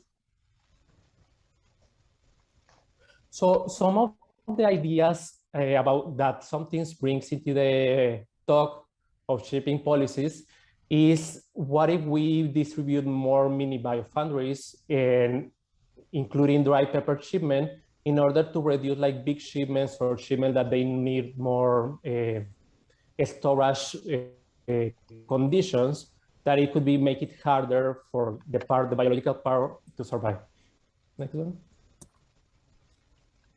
Another idea brought by the team in India is, what if we keep pushing biorepositories with biofoundries, so shipment won't be necessary anymore. So we can be in the same community or in the same country, contributing with to different labs and just creating this, so shipment can be reduced, and therefore all the problems about shipment will be reduced too. And lastly, a very useful solution that they propose is, what if we know how to track a device, where is the shipment being in a specific place, but not only that, what if we can be able to control or to know the conditions of the shipment, because what if we have a specific condition that they could be not been working, or it's been delayed, or the temperature is not okay, our material at the end would be completely useless. So this is an idea that they also bring to the talk. All right, so iGEM is really focused on shipping around things like plasmids and engineered bacteria. The broader community, bio community, has a wider range of shipping needs as well. So if you're interested in working with agar art, for example, you maybe want to exchange non-engineered strains, pigmented, fluorescent, bioluminescent strains. There's also a range of probiotic strains or food fermentation strains out there, and there's different regulations that cover non-engineered strains versus engineered strains. Dealing with soil samples, water samples, other environmental samples, human samples. I remember an incident from the early days from BioCurious when one of the members was having blood samples from his family membership to sequence one of the genes. And of course, they weren't packaged properly, which caused all sorts of problems. Animal samples, plants and mushrooms, how you deal with biopiracy laws in different countries, lab reagents for that matter. How do we ship secondhand lab equipment if we want to include that as well? Next slide. So we have a live version of the database that everybody can contribute to right now during the Bio Summit, and I will post the link to enter data in there as well. Eventually, we want to be able to get a system that we can query. We can ask, I want to ship material X from country A to country B. And then you retrieve all the relevant guidelines from the database that refer to those materials in those countries. Right. Next slide. And well, we still have work to do. On 2022, Cynthia, along with iGEM, After iGEM, and BioSummit, will bring a hackathon to map and gather information about the workflow to send material from one country to another. And in the process, we will actually use the same workflow our participants submitted to send genetic material for COVID detection. We will be very glad to have you on board. Next one, please. If you want to join us, well, you can find information over here. Thank you. Okay, let me try and reshare. Yes. New share of the DNA parts. Okay. Can you see the front screen? Yes. Okay. Hi everyone, I'm Keone Gandel. I'm making a DNA parts repository. So some about me, and here's a picture of me with my new puppy that we got last month. I'm a self-taught synthetic biologist, did about 4 years in mitochondrial engineering and directed evolution at UCI, and then worked for 3 years in Jurendi's lab for the Free Genes project. I'm currently co-founding Trilo.bio with some friends of mine. So to jump right into it, my thinking is around incentives are everything. And so if you look at current players in the field of open source kind of parts building, or even parts building in general, and automation building, and enabling people to do science, you see that there's a lot of incentives that are kind of messed up. Nonprofits, for example, like Free Genes or iGene, have no incentive to actually build out better parts repositories for people or care about things for individual customers because they don't make any profit off them, and most of their resources come from elsewhere. And if you take a large amount of investor funding like most startups do nowadays, you end up like Transcriptic or Emerald Cloud Lab that make these awesome end-to-end automation that could, if other people could use it, could be really great, but they can't because they take in a large amount of funding and can only sell to pharma. And even synthesis companies like Twist have the wrong incentives. They're not incentivized actually to make biology easier to build. They're incentivized to sell more DNA synthesis, which is not the same thing. And so I think that what drives you to do what you do really matters. And that's one of the reasons I left Free Genes to kind of start my own thing. So what we're doing right now is I'm building Trilo.bio kind of as a continuation in the spirit of SuperNet Labs that I presented last year with some friends of mine. And we're interested in bringing end-to-end biotech automation to everyone. And what that means right now is we're starting with the fundamental process of DNA cloning through prefabricated DNA parts and building them in an open source way to share with the world. And then offering as a service the ability to put those pieces of DNA together for you so that you don't have to do your own cloning. We use a lot of computer design. I'm one of the main developers of the Poly project that Tim Stiles probably had talked about earlier in this conference. And on the side is just one of the last rounds we did for oligo pool synthesis of synthesizing almost 1,000 genes in a single oligo pool. And we can do this very cheaply because we basically use economies of scale. And so while anyone else building parts will cost hundreds of dollars per parts, we can get those down less than 10x that price. And we use kind of automation. And so there's 3 or 4 robots in that picture in my lab. And then what you don't see is all of the software that goes into managing end-to-end automation for building DNA parts from raw oligo pools all the way to useful DNA that you could use in one of your processes or one of your cloning reactions. What we've done so far is build an open source Pikia toolkit, a series of E. coli linkers, and an E. coli toolkit. We also have all of the free genes parts available. And I've written some stuff about what we're kind of planning to do and what we want to do with TriloBio. We need your help to figure out what interesting genetic parts are out there and what we should synthesize. If you send us suggestions and they're good, we'll just synthesize them for just as a part of our collection and distribute them out for basically at cost. And then you could use those interesting, awesome, amazing genetic parts in your own constructs for your own work. So feel free to email me if you have those any ideas like that. And then thanks and follow our progress. Here are 3 links that are to my personal site, to our company site, and to the Poly project where you can help us build better software. And I wanted to end it early and have time for any questions. So Tim in the chat was asking, what's the toolkit look like in this context? In other words, what's in the repo? What is in the repo for the, let me go back. For the Pikia toolkit is a Pikia vector that I had synthesized using eBlocks, as well as several enzymes for Pikia expression. And once we clone all of those together, you could use this Pikia toolkit to make your own Pikia expression vector for your specific protein, or to express several useful proteins like the fusion polymerase or T4 ligase or BSA1 endonuclease. Okay, so what is actually in the repo is some GenBank files? Oh, what's actually in the repo is the way that I designed all of those pieces of DNA using Poly. So kind of going through, we have raw protein sequence. How do we take that and build out ready to synthesize stuff with it?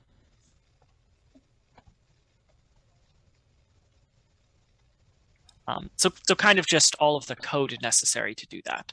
And as we do each toolkit, we slowly will open source each one, so you could take a look at how our process is improving over time.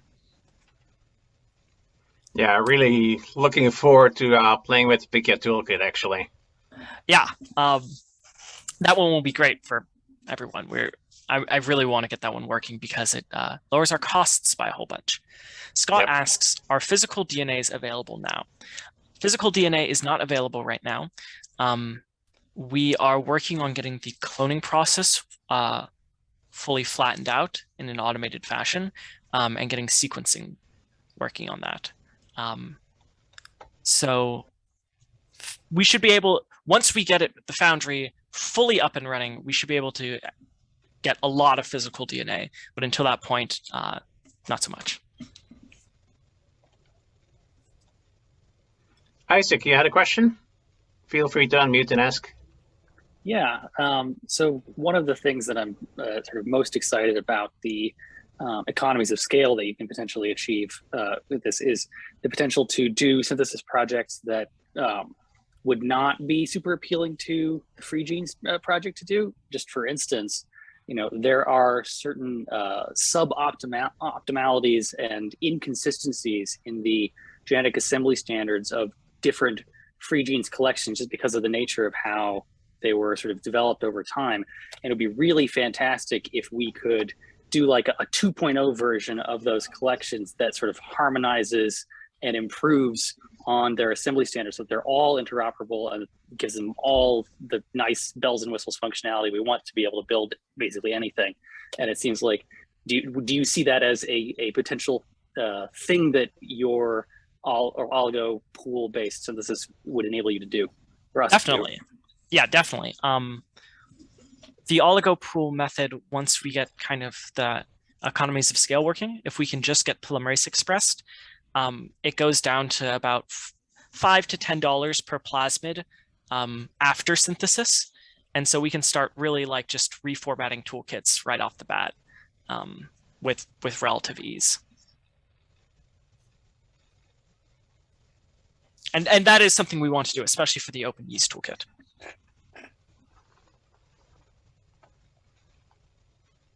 Any other questions?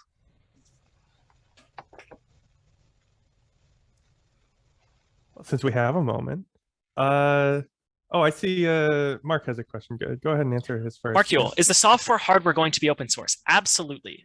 That's kind of in our long-term vision with our end-to-end automation system. We actually have little robotic arms moving things between plates. And we plan to open source the entire foundry once we get those robots working. But for now, we might want to just open source it now. The code is very rough. But we do plan on open sourcing all the hardware and software for our system. Scott asks, where do you get your oligos from? Right now we get them from GenScript because they're the only ones that will sign the OpenMTA. Agilent won't respond to my emails, and Twist refuses to let you sell to people. So we could buy DNA, and then we could sell it to someone. Then that person can't redistribute it. And we don't like that. Good point, Mark. Release often, release early. This leads me to a question. Who do you imagine selling services to? Right now, we're selling services to people who kind of need a lot of DNA synthesis. But in the future, we hope to be selling to people who just need like basic parts assembled. And that will be very cheap for us. So if we have prefab parts of all of these things, we can assemble for basically much cheaper than you can just buy a plasmid from Agene for. So hopefully beginning with large kind of people who need a lot of synthesis, then moving into people who need prefab parts and like smaller orders. That's awesome. All right. Thank you, Keone. Awesome work as always. Really looking forward to that. That was a softball question from Mark to Keone for open source. Yeah, you have a point, Mark. All right. So I couldn't get a track on global collaboration and sharing go by without putting in a talk about the Kombucha project I'm working on. Sharing resources for kombucha science. Let me see if I can actually share the correct screen. Which one are you seeing? Am I sharing the correct screen? Yep, looks good. All right, excellent.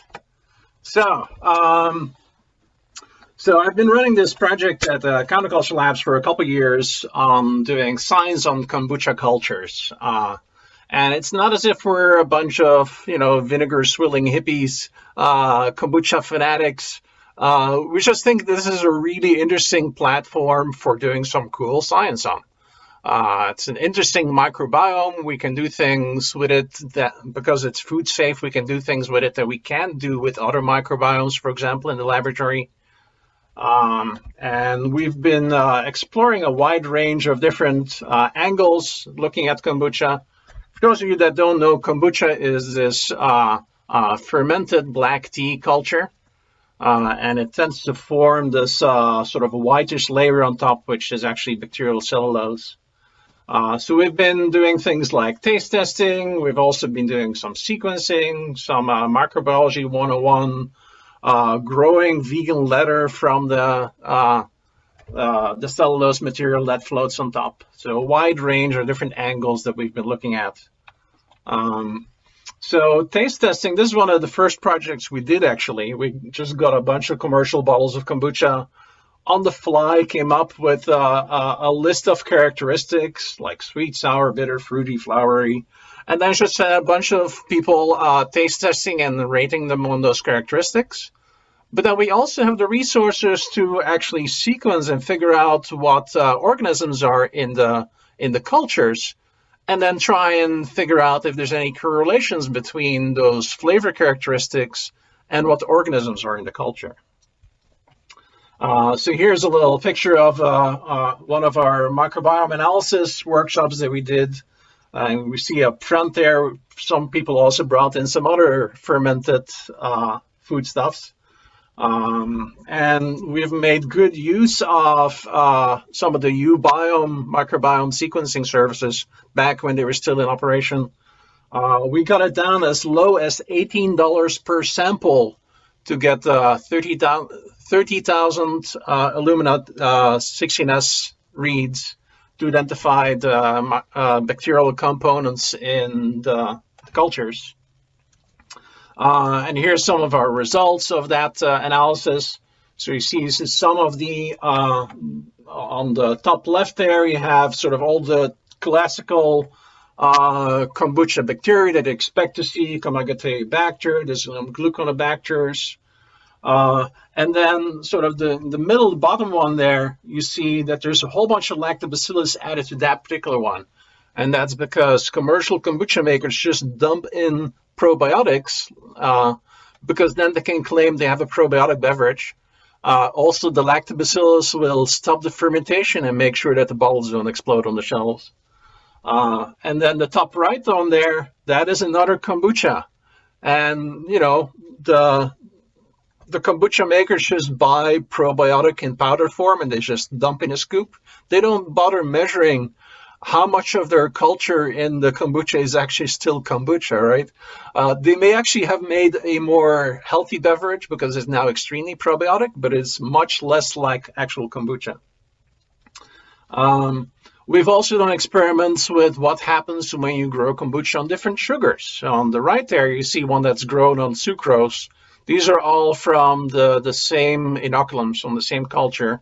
This one's grown on dextrose, this one's grown on mannitol, this one's grown on D-maltose, and this one is grown on lactose. And you can make kombucha with all of those sugars. The community is flexible enough to be able to metabolize all of those. And you do see differences in the microbial composition of the culture after that. So you see that there's two dominant Kombucha species, and on sucrose, one of them dominates, and on mannitol, the second one is pretty much absent actually, and then on lactose, the other one is dominating. So there's some really interesting experiments you can do, just brewing some kombucha in your kitchen essentially. Another little experiment we did, looking at June versus kombucha. So June is a type of kombucha that's made with green tea and honey rather than black tea and table sugar. And some people call it the champagne of kombucha because it has a much more refined taste. It also ferments much faster. And I've always wondered sort of, why does it ferment faster? Is it because you're giving it honey? Is it because maybe the green tea is less inhibitive than the black tea? So we actually tried all 8 different combinations, right? So we got a June starter, a kombucha starter, made some green tea and black tea, and then added some honey and table sugar. So we 8 different combinations, and then carefully kept track of the rate of the fermentation by measuring a couple of key parameters. And the answer is it's complicated. Definitely the June culture is more adapted to growing on green tea and honey, and the kombucha culture is more adapted to growing black tea and table sugar. There wasn't one factor that really dominated in terms of how fast the fermentation worked. Lots more interesting research that could be done on that. I want to do an experiment looking at the effect of caffeine. So you can buy decaffeinated tea. You can also buy pure caffeine. So you can brew a batch of kombucha with 0 caffeine, normal amount of caffeine, double amount of caffeine, see what the difference is, right? Plenty of little experiments you can do. Making vegan leather. So here's one of our bins where we were growing a big sheet of kombucha SCOBY. That's sort of the cellulose layer that floats on top. If you harvest it early, you get something almost skin-like, very transparent. There's some people that are actually experimenting with this material as a material to practice tattooing on. If you dry out this kind of SCOBY, you get something that looks almost like parchment paper. However, you can grow it much thicker than that, and it's when it dries, it shrinks in thickness. So you wind up with something that behaves very leather-like, and various people have figured out how to better weatherproof it and things like that. This is something we've been experimenting with as well. Different coatings you could put on there to make sure it doesn't absorb too much moisture and things like that. Hoping to build some hardware to actually test strength. So you can do simple pull experiments, measuring how much weight you have to attach to a little piece of test material before it breaks, stuff like that. So we can actually be a lot more quantitative about the experiments we're doing with this material. And then we actually had one of our members grew in a 4-foot kiddie pond, grew this giant sheet of kombucha leather material. Every time I see that picture, I keep thinking, we really need to make like a big taiko drum or something out of that. Coming up, we'll see. At the very last Maker Faire in the Bay Area, we actually had a Kombucha Petting Zoo.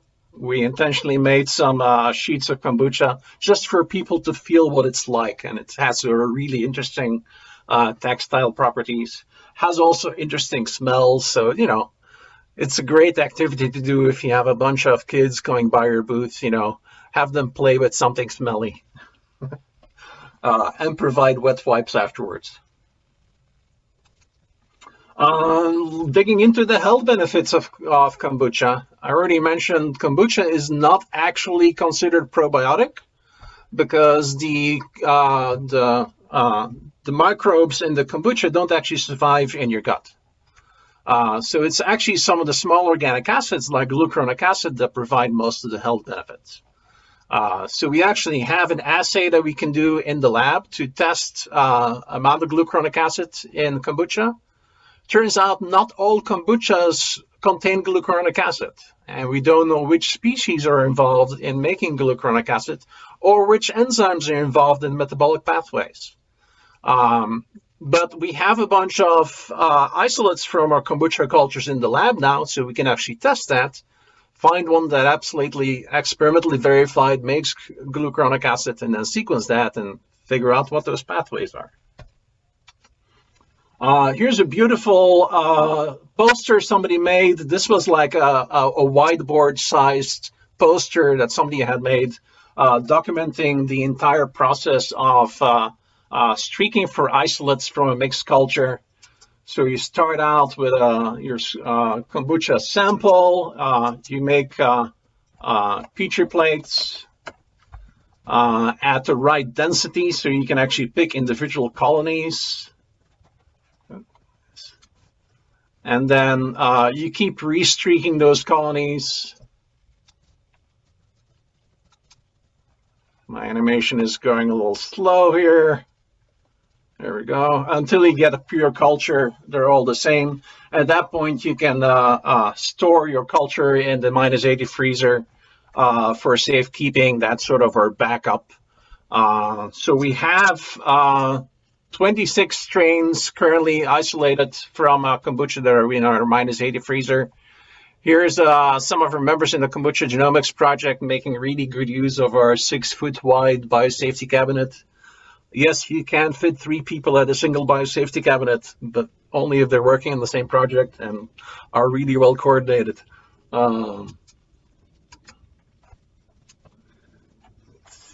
There we go. And since we're essentially a teaching lab, we also teach people how to take proper notes in a lab notebook.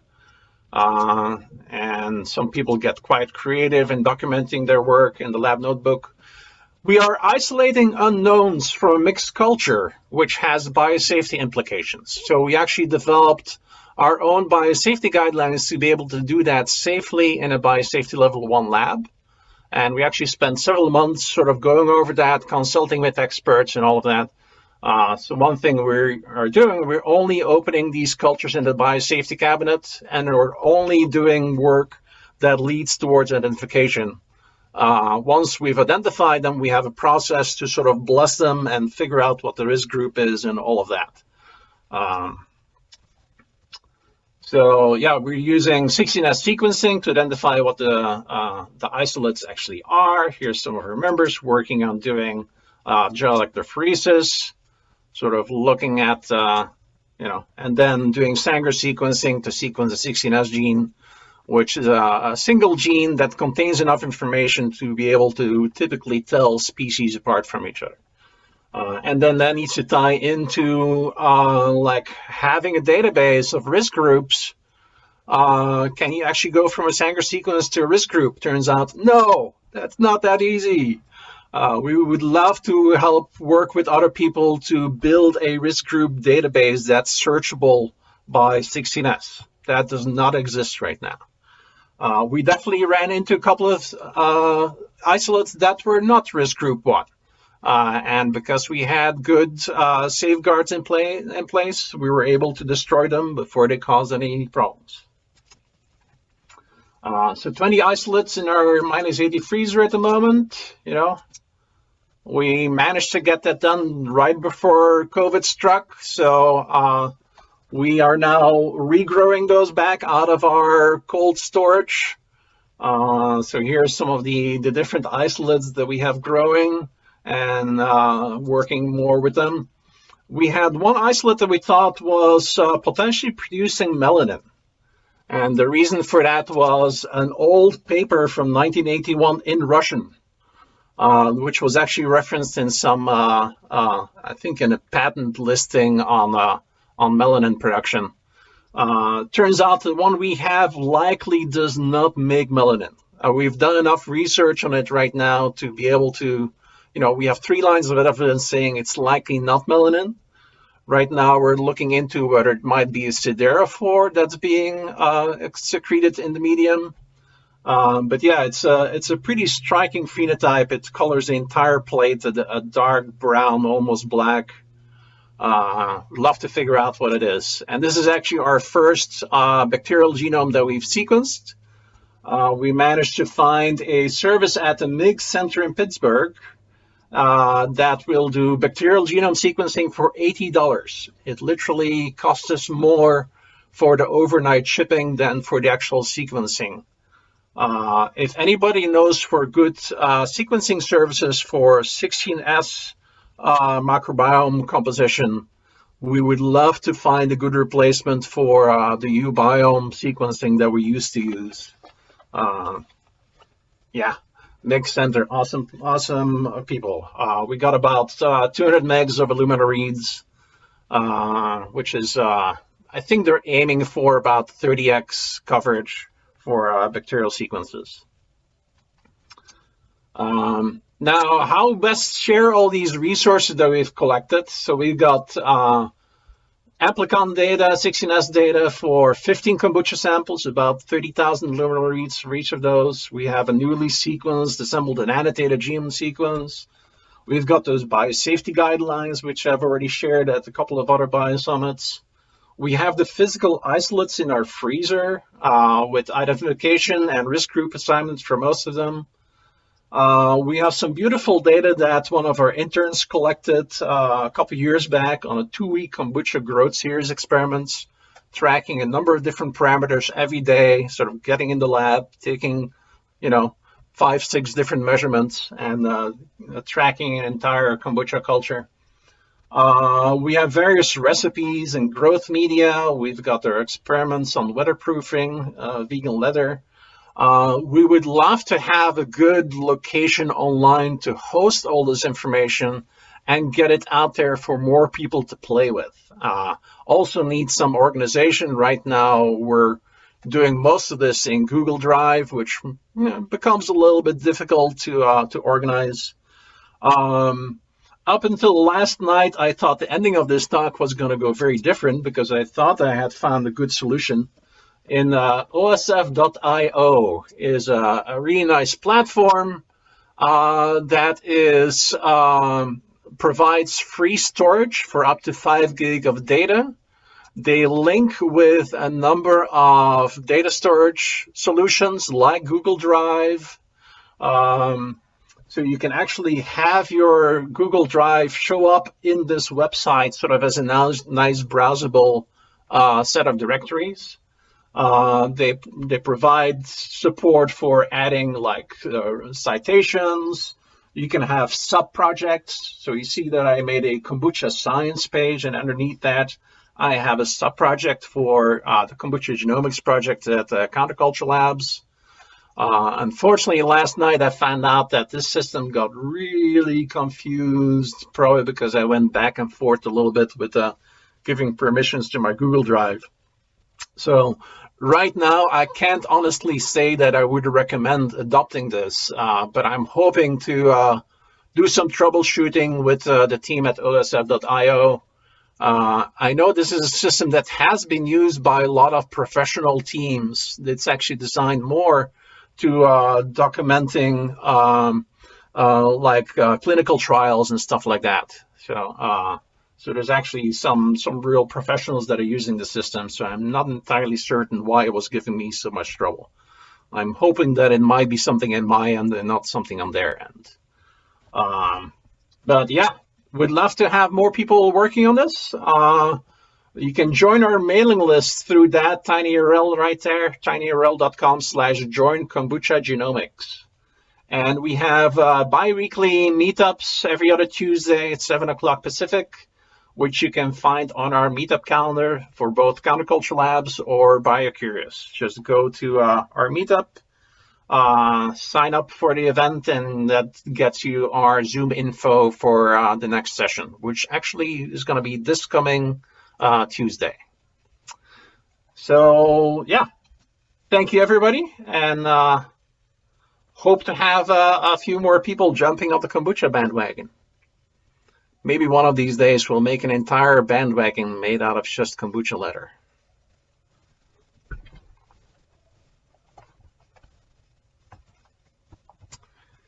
All right, I managed to actually stay on time.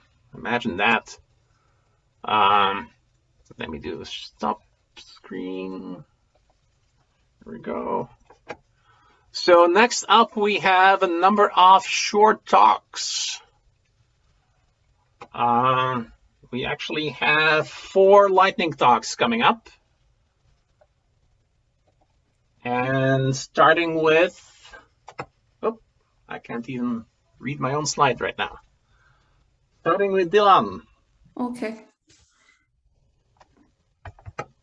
So can I just share my screen? Yep.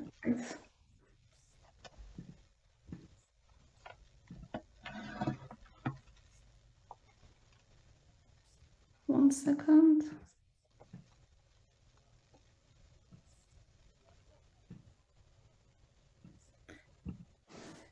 So, hi everyone. So I'd like to introduce myself first. So I'm Dylan. I'm an architect, and I'm currently doing a PhD at Newcastle University within the HBB. As you can guess, given that they give it the name for mycology for architecture, I'm working with fungi. And the idea of forming this group came about almost like 3 years ago now.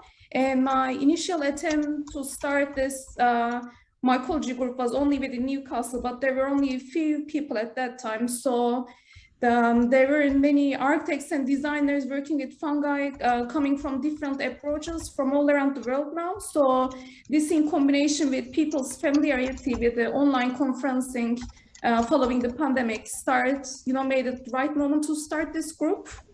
So I subdivided the field into 20 different topics.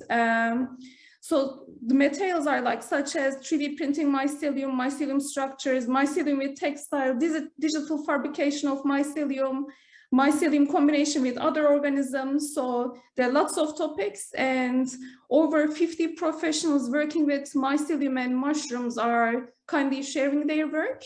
So you can see all the topics and the conference speakers through the website. So the aim of this group and these talks are to build a community and some subgroups within the community, because subgroups have like potentials to collaborations for leading like maybe new research proposals or fundings, or even like creating exhibition pieces. And we can also organize some workshops, which we are working on at the moment.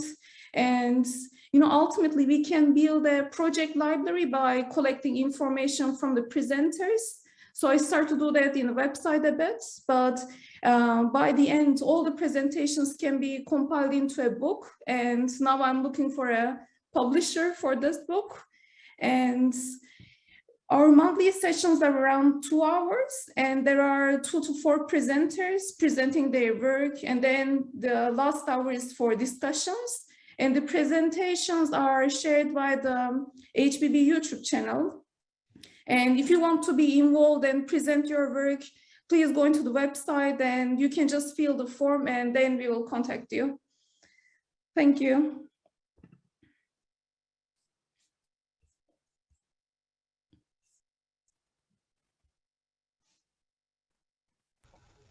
Thank you very much, Dilan. You're even on time. Any questions for Dilan in the chat?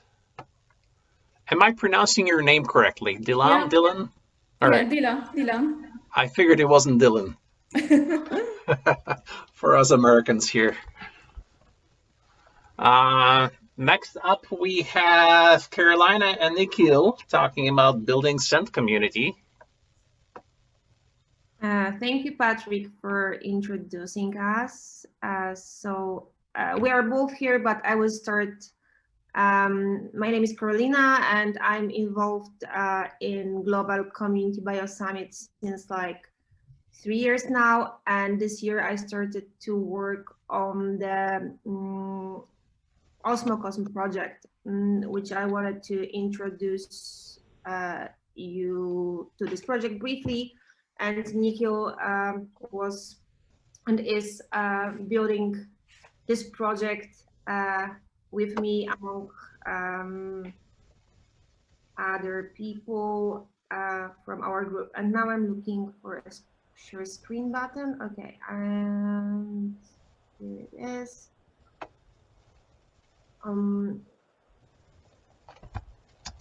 So this year we held like a first event. It was an inaugural conference called Osmocosm, which was followed after the conference. We formed the Osmocosm Foundation, and the whole conference is dedicated towards scent technologies, which are amazing, and our group believe that they are like shift and impact our worlds profoundly, mostly in the realm of diagnostics, but there are like many applications that we haven't yet imagined. And during the conference, we didn't only hear it from the pioneers from the industry, but we also like invited people to think very broadly about the topic, as for example, into like approaching the problem from the perspective of data and scent data, what the scent data can reveal, and how we can be sure that this data is going to be secure and used right in a good way, not against us. We also held the ideating sessions with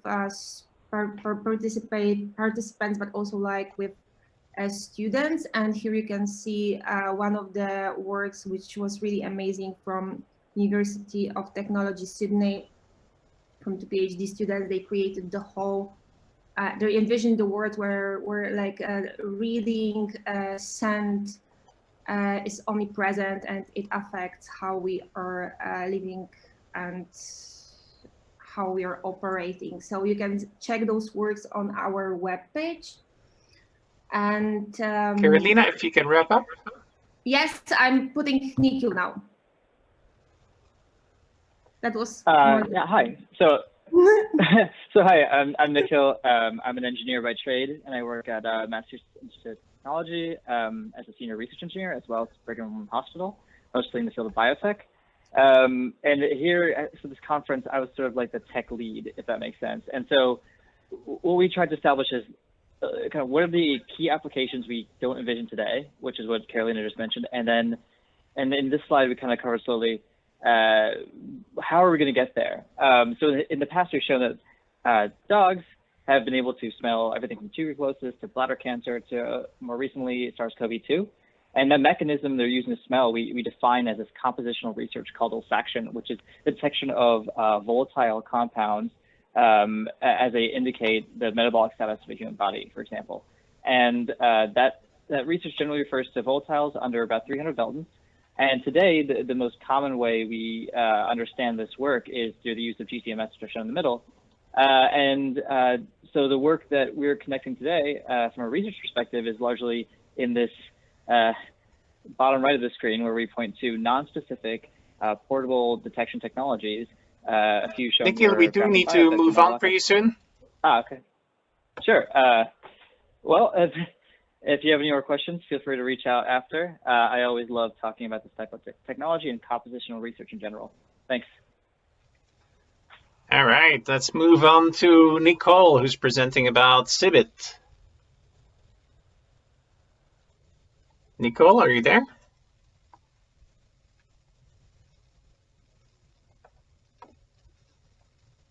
Yeah, yes, good afternoon. You let me share my screen? Yes, go for it.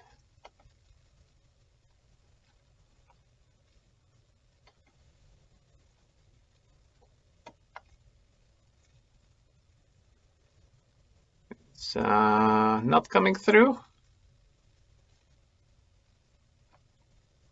Are enough? Any way to help out with the screen sharing? Ah, there we go.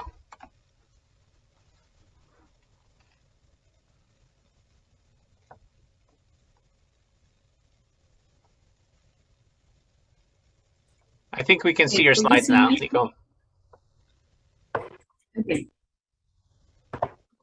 So I'm Nicole Caballero. I'm the chair of the EMBS Students Chapter of the Universidad Nacional Mayor San Marcos, and we organize as a chapter the first International Symposium of Bioimpression, Biomaterials, and Teaching Engineering. This presentation is in Spanish because this event was in Spanish, but I'm going to explain in English all this. So,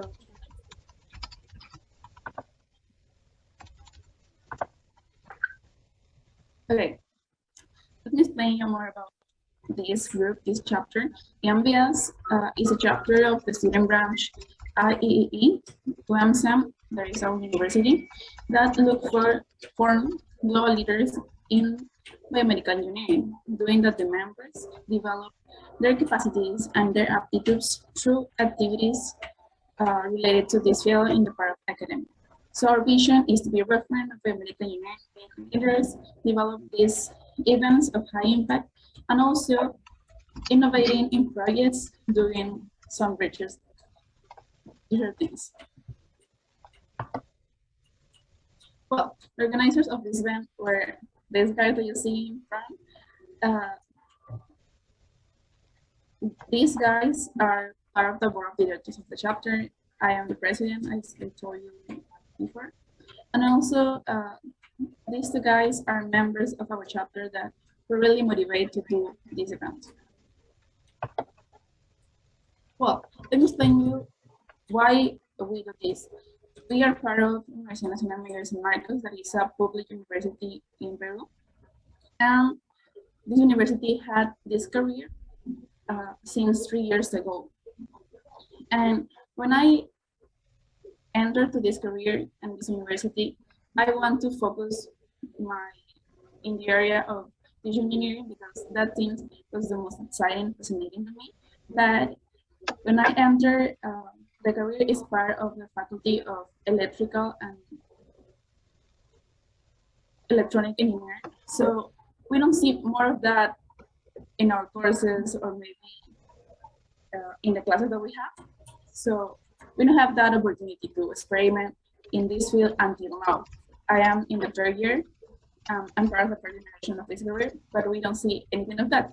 Also, I could think that is part of the virtual classes because we couldn't have like collaboration with other faculties or university because this university had faculties of biology, faculties of medicine, but that couldn't be possible because all of the situation. But we want to know more about this field. We want to know if there are other professors, other students making things in this field in our university, other universities of Peru, and also other universities in Latam and in Hispanic America. So we joined to these student chapters.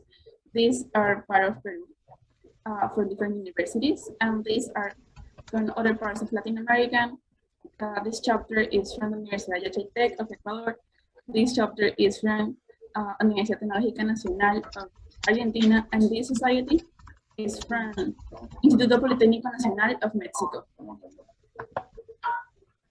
So I have a review video of where was Civic.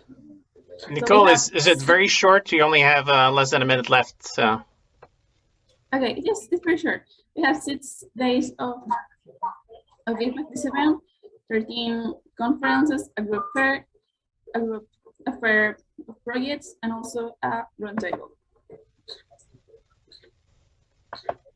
And you can see all the conference that we have on YouTube, in our YouTube channel, and also these are our others social media that you could follow us and support in different activities. Thank you very much.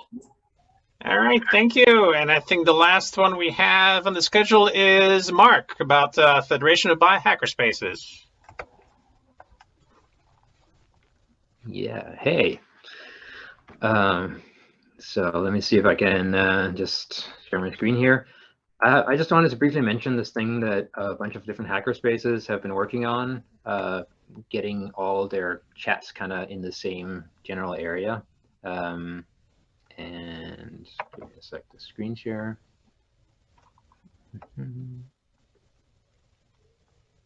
All right. So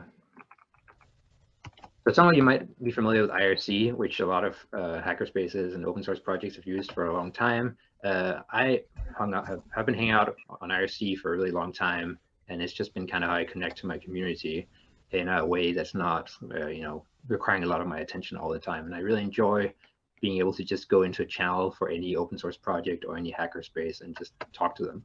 We used to all be on something called Freenode, which recently was shut down, and there's a big move of the entire community to a different system, but all still on IRC. And as you can see here, IRC, most people use it with a command line client, and it's kind of annoying to set up. You need to know quite a bit to use it the right way, which is that you have basically a piece of software always connected to the chat network so that you can always go back and see what happened when you were gone. So what's been happening is a lot of hackerspaces have been using something called, let me go here, Matrix. And I don't know if you know about Matrix chat. It's you might know it under different names. Matrix is the general name for this chat protocol, but there are a bunch of different ways to connect to it. And one of them used to be called Riot, R-I-O-T. It's now called Element. That's one of the most popular ways to connect. This is a great big chat network, and it's not like, I wouldn't see it as a replacement for any other chat networks, but in some ways it is. But in other ways, it's a way for all these chat networks to interconnect. Because the really cool thing about this Matrix chat network is that it allows you to bridge any existing chat from almost any system you can think of into Matrix. And then we can all have chat rooms on the same system, and we can kind of more easily jump between chat rooms and see what other people are doing.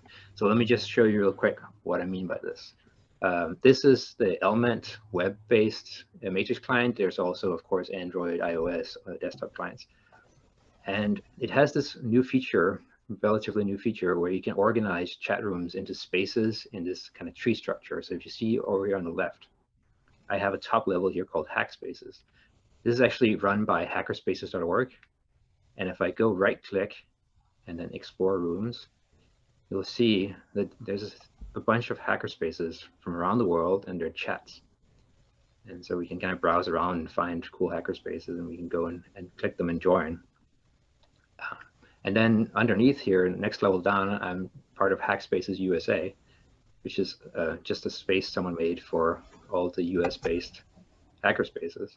And again, one level down, we have the Bay Area Consortium of Hackerspaces, which is the SF Bay Area Spaces. Oh, let me just click. Oh, never mind. Underneath here, we have Noisebridge, and you can see Noisebridge actually has several. This is one of the local hackerspaces in San Francisco. They have several chats for different discussions. They have a public one, and they have different sub-chats you can join. And then we have Sudha Room and our local hackerspace, and Counterculture Labs, local biohacker space. As you can see, there's not that many people who joined the CCL chat yet because it's pretty new. But for example, the Sudha Room chat is not actually a Matrix native chat. It's a chat room on Matrix that we have joined. We've bridged it to the existing IRC chat that Sudha Room is using. And if we go to matrix.org and look at their bridges, we'll see that they have the ability to bridge to almost any kind of chat you can imagine. There's IRC, there's Slack, Skype, Discord, Mattermost. So using these bridges, you're able to bridge in your existing chat. And let's say you had a Mattermost system set up for your biohacker space. You could take just one of your chat rooms and then designate that as a public room and bridge it in. And then have that be part of this kind of collection of hackerspace chats. And I'm hoping that more people will join Matrix in this way with their biohacker spaces. And so I really want to encourage that. And if anyone wants any assistance in setting it up, I'm making myself available. I'll put up my email address real quick. Yeah, so matrix at jewel.io if you want to talk to me and get any assistance. I'll just briefly go over how simple it can be to bridge a chat. So let's see, Counterculture Labs here. If I go 1 minute, Mark. Yep. If I go to the right side here, you'll see a list of people. I can click this arrow, and then I can click Add Widgets, Bridges, and Bots. And right here in the element chat, I'm able to actually scroll down and see there's already 2 bridges I can just use without any knowledge or configuration. I just have to click to integrate with Slack or IRC. Next level up from there, where it's a little bit more difficult, you can do, you can go to t2bot.io, and here's a different community. They have bridges for free available for Discord and Telegram. And then if none of that works for you, if you want to bridge to something else, now you probably have to run a piece of software. It's all open source, of course, but that requires some setup. And again, if you want to bridge a chat into this system, I will do what I can and help set it up in any way I can. So just all right. Thank you, Mark. To distract from whatever you're doing. Thank you. Hi, I am Mayan, the distraction. I am also in rants, also at CRI with Tim, not with, but at the same institute. And I am working on open access antimicrobial research and hardware building. So this is the project that I'm working on as a part of my PhD. And that's what has brought me to this panel. Who's next? Isaac, please share. Okay. Okay. Hi, everybody. Can you hear me? All right. Cool. Yeah. I'm Isaac. I'm a postdoc at Abbott, but more importantly for our purposes, I'm an organizing member of the Friendzymes project. Been a wetware developer on the Free Genes project since it's pretty close to its inception, and I am very much excited about democratizing the means of biotechnological production, and in particular, seeing if we can build frugal, high-capacity, open biofoundries.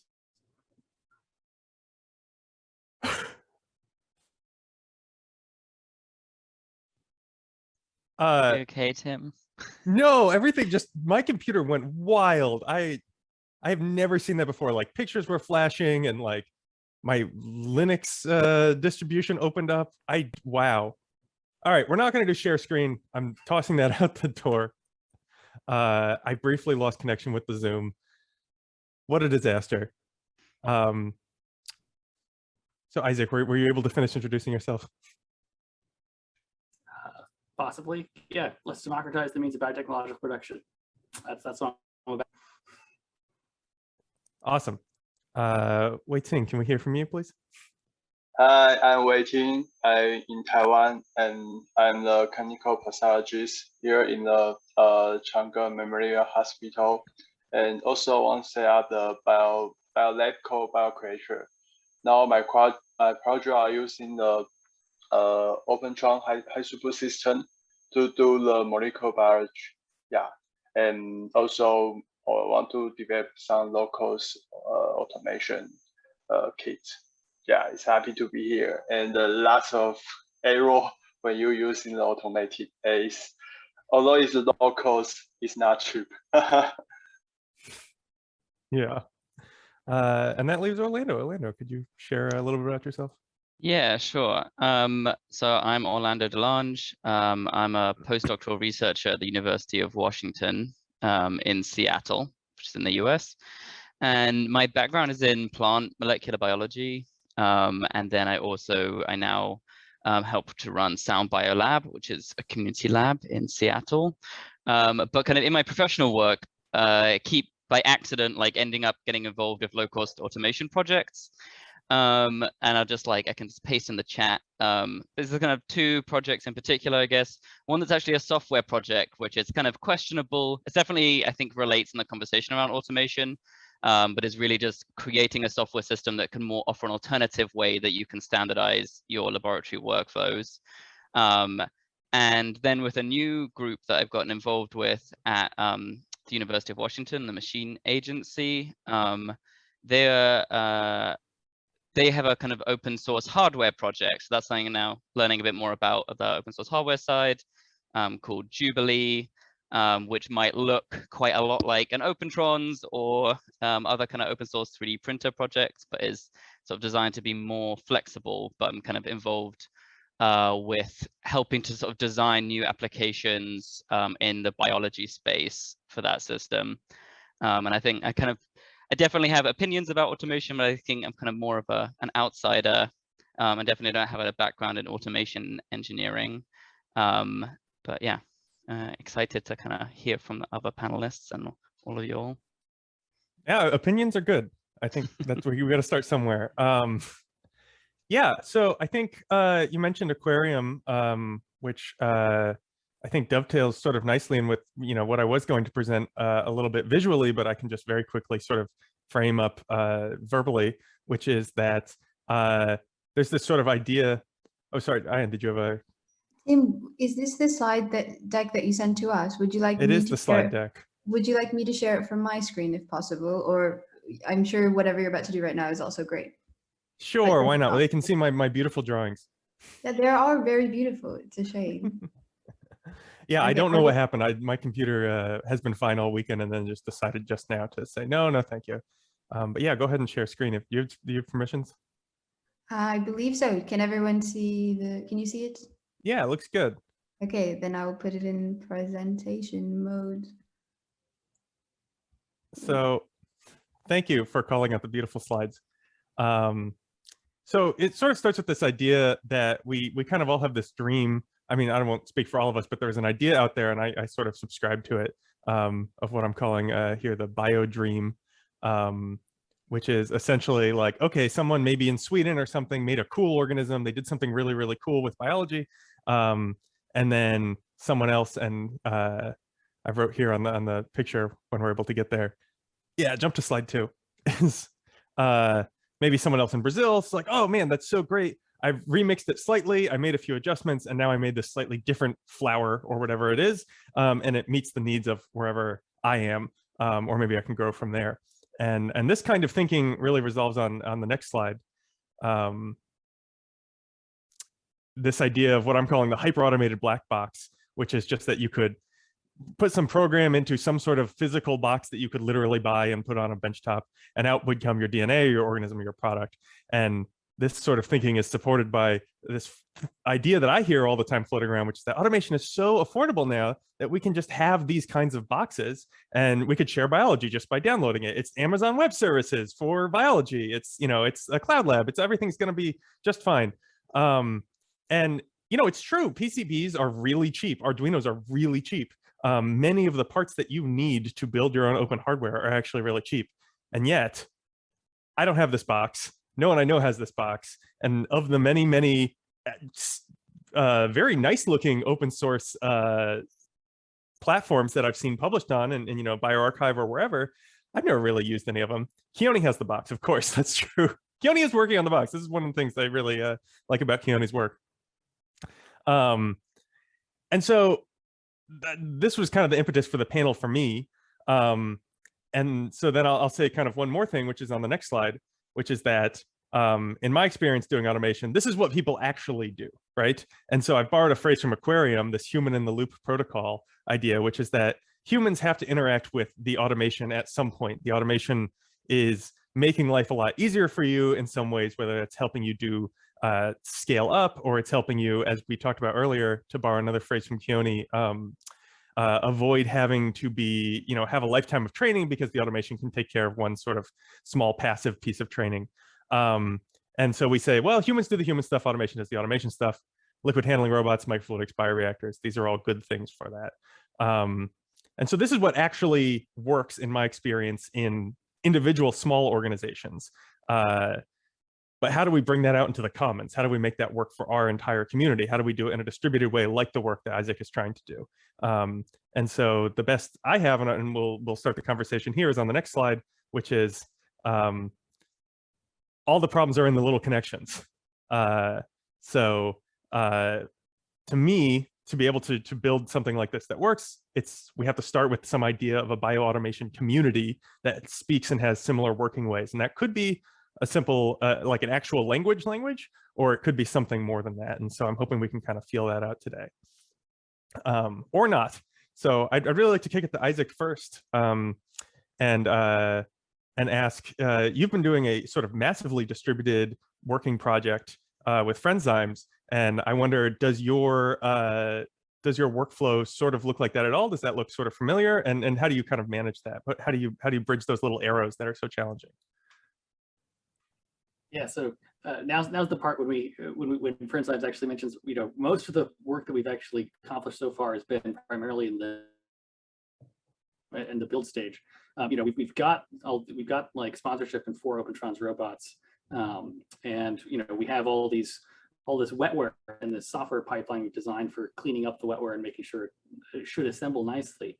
And it's just now that we're at the part where, okay, got all this stuff, now putting it together and doing the build and test phases of the design build test cycle.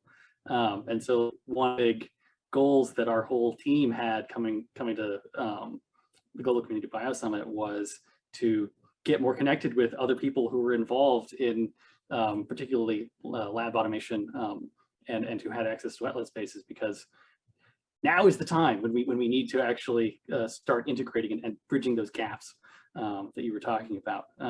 You know, the one thing that I would say, based on our experience, is because we've been so design focused up to this point, it has at least given us the opportunity to identify and lay out where a lot of the challenges are in those gaps, and to try to, like, the way I tend to think about this is, like, as much as possible, how can you replace expensive hardware with like clever software and clever wetware? And so, you know, in the context of lab automations, that's like, how do we build like the best possible genetic assembly standard that'll allow us to do like anything we could theoretically want to do when it comes to biomanufacturing, when it comes to strain engineering, and that is that in principle, you know, all runs off more or less the same genetic assembly enzymatic reaction that you can just set up on an Opentrons. And so, like, it should be possible to just have like, all right, give it a you know, give it a file that lays out a plate map of, all right, here are the parts, give it and just let the robot go and build everything that it sells. Yeah. Yeah, that makes sense. That feels like a good time to kick it over to Ian. When you're thinking about applications, I mean, so Isaac is talking about doing a lot of sort of like customizing and moving it just so it kind of works with the existing hardware. When you think about you know, building an open source hardware tool, you know, who are you imagining uses it? So I can speak maybe from my perspective in what we're building here. with the open OD reader. So what we're trying to do is create an open optical density reading hardware. And I guess the ideal user that we have for this we're thinking about accessibility mostly, and then also ease of use and also reproducibility of data.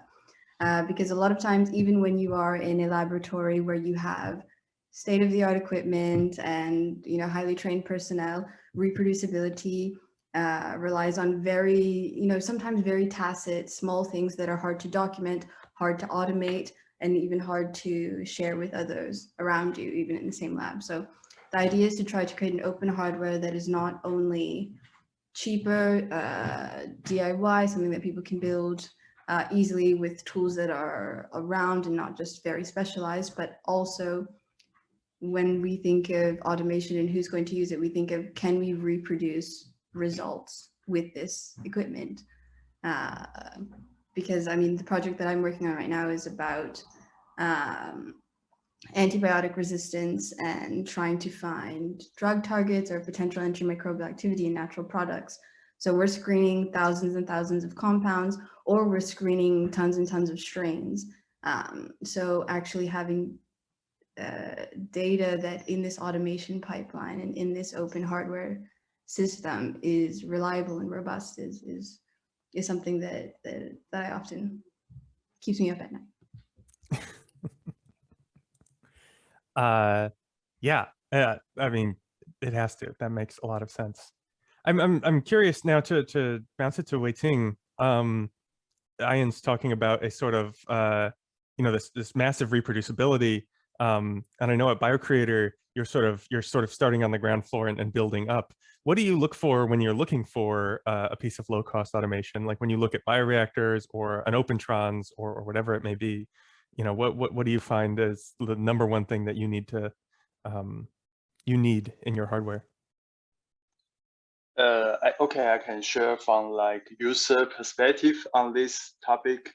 Yes, I think cost is definitely the most important thing from when I setting out the lab, but several other points like the device. The device they use the reagent is really locally available from here, and the reagent is include like weight reagent and some kit like vial size does that fit my local supplier, because like when I use the trip vial, they fit the vial size is not available in Taiwan here. So when I buy it, it's really hard for us to use because they require a tube size. It's not available here.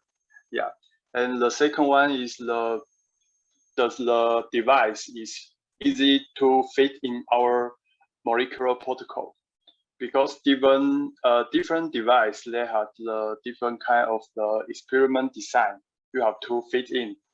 So if this hardware is not fit on my high throughput experiment design, then I may not use it because it may be my bottleneck in my experiment. Yeah, so the device does have the supply chain is available from my local is one, and second is the device. The device provides the experiment design whether fit in my whole workflow. Yeah, these 2 points. And price definitely is the priority, but before price, these 2 points will fit my need requirement. Yeah. Yeah, that makes sense. It's so frustrating. I see Tessa in the chat talking about slight variation in labware dimensions. It's incredibly frustrating because there's real physical things that need to happen. I want to bring in Orlando, but before I do that, I want to bounce back quickly to Ian, because you're have you thought about dimensions? Is that like a thing you think about with your OD sensor? Yes, there's so many things that previously was not, I didn't realize would be so critical. But then you go from designing something on paper and then you try to put it in the actual space, and small things like how does it pair with the existing equipment that's in the space? Can you predict that? how does it, because again, a lab is also like an ecosystem. It's all these units and pieces that somehow need to flow. And if you're adding something to that space, it needs to fit into that, it needs to fit in that ecosystem somehow. So you need to create something that is great for where you're testing it, but also versatile. So yeah, dimensions is definitely something that is tricky, but so I don't know if I'm thinking about it correctly, but I am thinking about it a lot. A lot is a good first step, and we'll work our way there.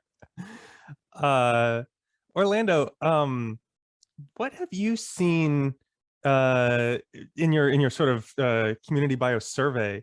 I mean, is there any amount of standardization across the different automation types that you saw talking to people at various community labs when you did your study, or is it just?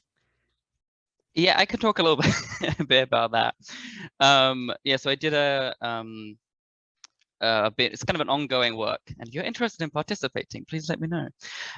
We've been working with Professor Nadia Peak at the University of Washington to do a sort of qualitative research study, which is a bit of a new thing for me, and I have to learn on the go, interviewing users and managers of specifically community biolabs, so kind of shared spaces that are open for kind of people to join as members, about their practices. And one of the things we asked about was automation, because that's a kind of interest of the lab.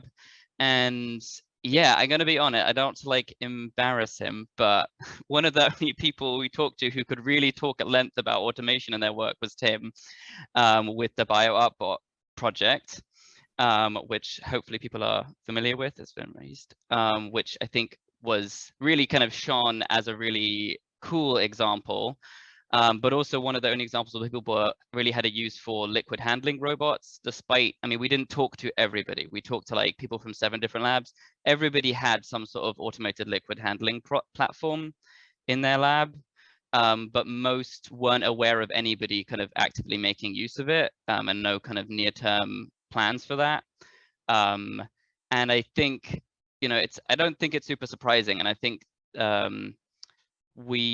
it's maybe useful just to think about those different kind of categories of potential users at, you know, if we think about who might be coming to the Bio Summit, and a lot of the people who may be using community labs, the reasons you might want to automate workflows are just not that important to them in terms of achieving high throughput and reproducibility, and like that in general, like producing data and producing maybe like a particular tangible technical product is not really the point of the work. It's like the experience of participating in the community and learning through doing, and that actually, like, you know, most of the time when people were talking about OpenTrons, like that was a platform that a lot of people had, you know, they talked about how it was, people were really excited about learning how to operate it, and it was like good to integrate into educational activities. And I think that's like something that the BioArtBot project is harnessed, is that the lab robot as kind of this engaging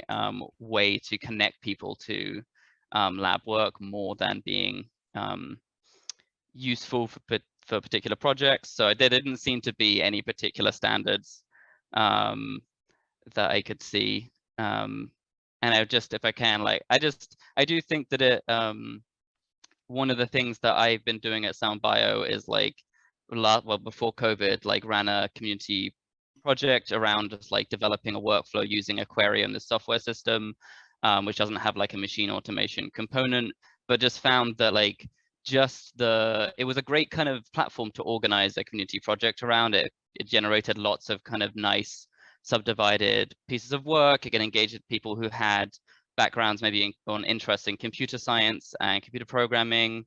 And I think that's kind of even more true for something where you have a kind of actual hardware component. And so I'm kind of excited about kind of open source automation projects that community labs could be part of developing, or that are kind of open platforms for individual groups in labs to kind of develop for their own purposes. Just because even if that doesn't necessarily lead to anything, I think that can be a really enriching experience for the people involved.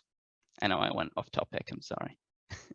No, I appreciate it. And if anyone has any direct responses to that, you know, go ahead and raise your hand. Isaac? Yeah. You know, one thing I wanted to add to, you know, you mentioned people in community labs not necessarily using their lab automation and their liquid handling robots in particular out of lack of interest or lack of like seeing how it connects to what they're doing. I would also want to add to that, I think another confounding factor is just that once you, even if you take the time to learn how to use the liquid handling robot, if you don't have the infrastructure required to handle like the outputs of the liquid handling robot, then it's not super useful to you, or it just creates like more work for you than you can handle. So, you know, I think about this in terms of like bottlenecks in the design build test cycle. Like the Opentron solves one bottleneck and it de-skills like one step of the thing. But, you know, if you find yourself, you know, having to sit in front of like a nanodrop for hours and like measure the concentrations of each individual DNA part sample before you know, put that into the Opentron spot, that's a horrible pain. If you find yourself, you know, having to like measure one by one, like 96 different cultures of 96 different constructs and how like the fluorescence is changing, and like that doesn't work either. So you need automation and throughput at every stage in order for each one to make sense. And so like one thing I really like about what Ion is doing, and you know, also stuff that like, you know, Brian Chow's lab did with their open source plate reader. Like you want to talk about a really useful 96 can do absorbance and fluorescence. Like that's what you need to make an Opentron spot really, really work and be useful in a democratized biofoundry. Thanks. I want to jump to a question that Jane had in the chat about how do you measure the usefulness of a piece of automation equipment, which can get pretty philosophical pretty quickly. But I think it's sort of a good way to ask, why do we even want to automate something? Like, how do you tell if the Opentrons is really being valuable? And I hate to pick on Opentrons, but they're a really successful example, right? But how do you tell if any piece of automation is sort of worth bringing in? Other than, yeah, I see Jane also mentioned a robotic arm, which always feels like, oh yeah, that's when you're jumping into like, now we're a full integrated factory, is that we bought a robotic arm for moving plates around. But yeah, how do you know if it's worth it? Why not just pipette? Wei-Ting, maybe that's a good question for you. Yeah, this is the question my supervisor in the lab, they ask me when I want to use this kind of thing. They will ask these things, why you don't pipetting. But I think using the automation is will push you to think, to design high throughput or more innovation experiment.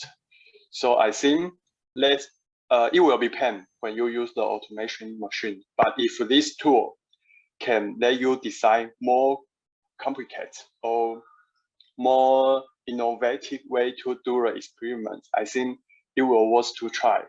Yeah, so this is a measurement. If this tool bring in my lab, I can use it to design the thing I never can able to design with pipetting, then I will use it. But I know this will bring more pain in, but in the long-term way, this will bring more innovation, I think. I like that. Design and long-term thinking. I see Mark has raised his hand. Mark, do you want to unmute and ask a question?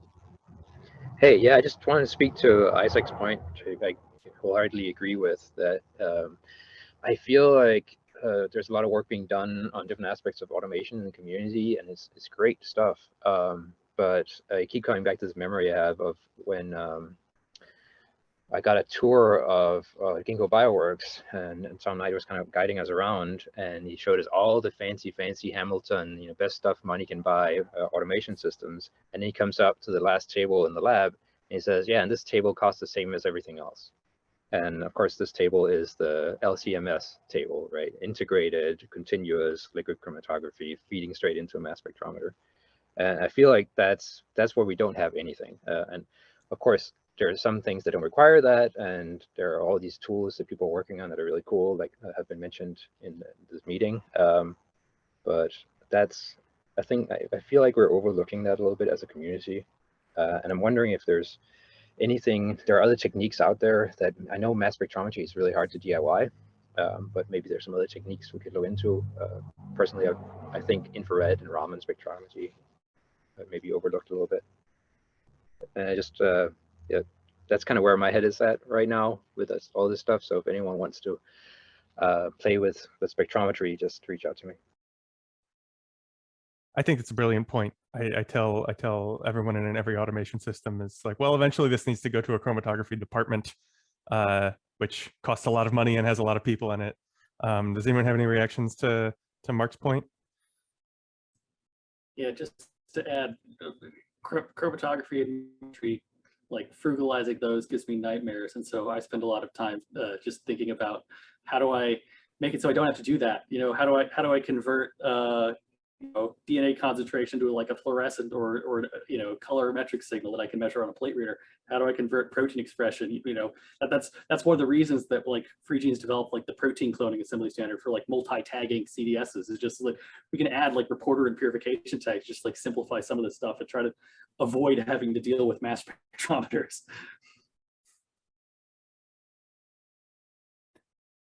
It's smart, and any assay you can come up with that avoids that whole issue, but it works well, and it gives you really, really rich data. So are there any other questions? Anything from the chat? Any other thoughts people want to add? I feel like this conversation actually needs to be several hours. But you know, we work with what we have, and that's BioSummit. But if people are interested in continuing the conversation, then you know, we can do so in the Slack here. And I sort of have a sense here based on the movement in the chat here that there may be, this may be a mailing list, and maybe that mailing list already exists, but I think there's probably a heartbeat of a community in here that can really pitch in on this stuff. So are there any final thoughts from the panel? I want to give you an opportunity to just toss in any other final ideas. Let's have more All calls. right. I'd like this one soon. Yes, more calls. I like it. I like it. Open Auto Club. That's a good name, Tessa. I like it. Yes. All right. That's very exciting. So with that, I want to thank the entire panel, and then we'll move on to our next talk. So this was fabulous. Thanks for all your chats. Thanks for all of your good thoughts, and hope we all get to talk again soon. Okay, and now we'll move on to our final talk of the session. We're very excited. She is coming to us from Japan. And so I will now swap us off. Mariko, are you ready? Yes, can you hear me? Okay. Yes, we can hear you. All right, please welcome Mariko Sakuragi, speaking about the Shojin Meat Project. Yes, hi everyone. I'm Mariko Sakuragi. I'm a PhD student studying cultural anthropology at Osaka University. I'm so happy to be here. As a researcher, I'm doing fieldwork in Tokyo, focusing on the creativity of DIY biology and the material flow that DIY biologists are constructing. In this presentation, I will show you how the material network in the local bio community in Japan makes it possible to conduct dispersive biological experiments. So in Japan, there are several bio communities and 2 community laboratories. Most of them are concentrated in Tokyo metropolitan area. Today, I will introduce the activities of a representative DIY community called Shojin Meat Project. I'd like to start by introducing what is Shojin Meat Project. The project was started in 2014, and I'm also one of the members. Shojin Meat Project is a citizen science project for developing open source cultured meat.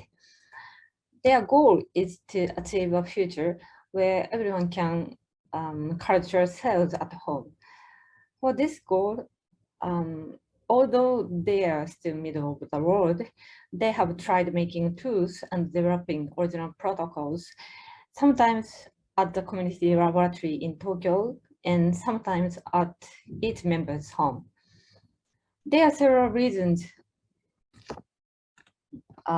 why they aim to popularize home experience of cultural meat. For example, it would produce educational effects, ensure transparency of cultural meat, and build public trust Their home experiments seem to be an individual play because the place of experiment is separated.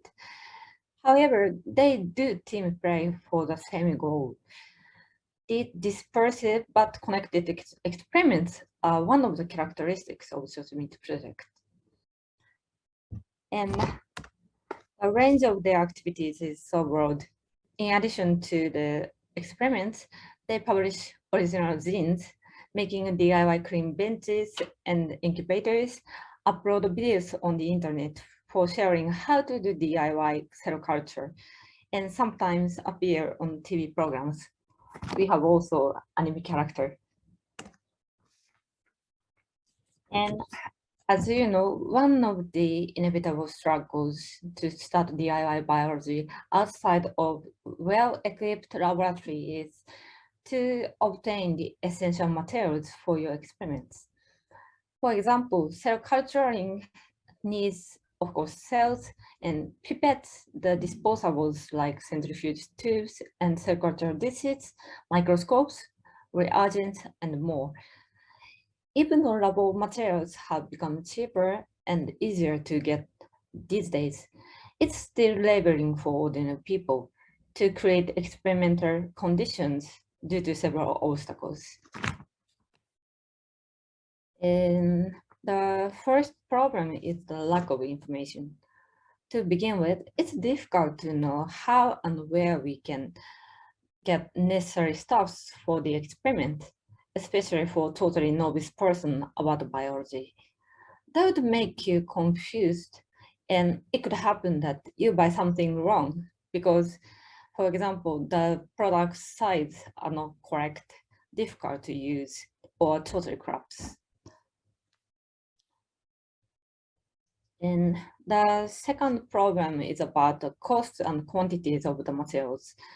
I'm not sure about the other countries, but at least in Japan, we cannot order small quantities of laboratory stuffs because biotech companies don't supposed to sell their products to individuals.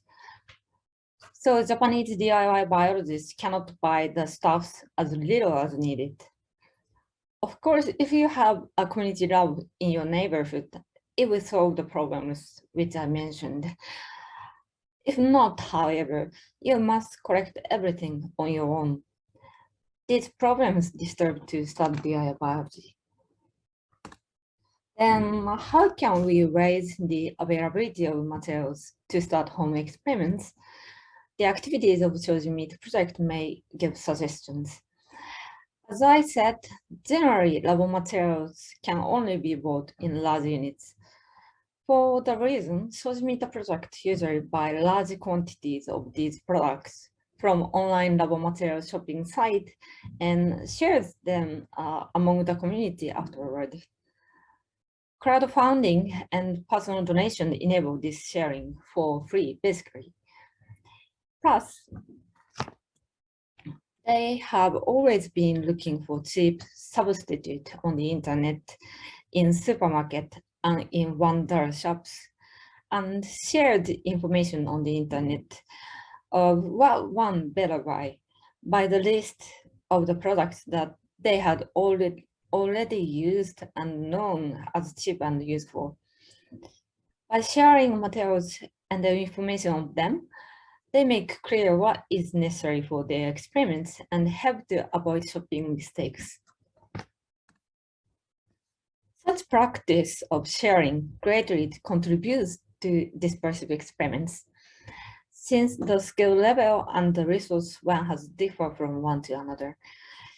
In my interview, a new member told me that when he tended to start cell culturing at his home last year, he was shared many stuffs from other members. He said that really helped me to start home experiments. If I did it alone, I must have failed. As he suggests, sharing and donating materials between the community members encouraged him to begin his home experiment.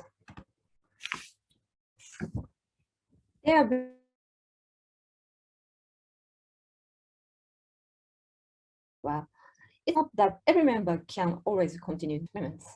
Sometimes one's experiment is suspended or stopped when they get busy with work or school. Then the one who got busy generously gave their resources for the others who still continue experiments. In this way, lab materials continue to be passed from person to person. Therefore, sharing is very reasonable, both for the beginner members and the senior members. I'd like to argue that the unique way of sharing and donating lab materials among Shojin Meat construct their own material network. In other words, what they form is a sort of commons. Anyway, I think making a specific material network is very important for doing the bio, which conduct experiments without specialized conditions, such as universities and research institutes. Even though it's hard to it's hard to fundamentally change the existing material flow in the world, we can slightly shift the flow for our needs. The material network formed by Shojin Meat project is not fixed. It prefers to keep things circulating rather than accumulate them. This type of network corresponds to the bio because there is also suspension, temporality, and dispersiveness in these experiments. In response to forms of experiments, we must continue to create and upload our own material networks in a way that has never been before. And I believe that we can seek together the better form of the material network and grow up together our movement further. Yeah, that's all for my presentation. Thank you for your attention. Thank you. Thank you so much, Mariko. Thank you. Do we have any questions? I see one from Jim in the chat. I don't know if you'd like to unmute and ask your question. Sure. I love sushi, particularly tuna. Thank you. How hard would it be to grow tuna at home? And I mean, I'm partly thinking in terms of also perhaps taking at least some of the pressure off the overfishing of tuna. But tuna sushi just sounds like a wonderful thing to grow and prepare at home. I mean, no parasite load. Anyway, what would it take to do that? What kind of hardware and software and supplies would it require if it were even practical to be done at home? And how does it compare to, like, let's say, home brewing beer, you know, as far as really culturing it, controlling the process, and such and so forth? Thank you for your question. I'm not sure how I answered to your question, but culturing tuna cells is possible, I think, and you need reagents. I forgot what to say in English, but the reagents to grow up cells in the cell culture dishes, and yeah, what to say?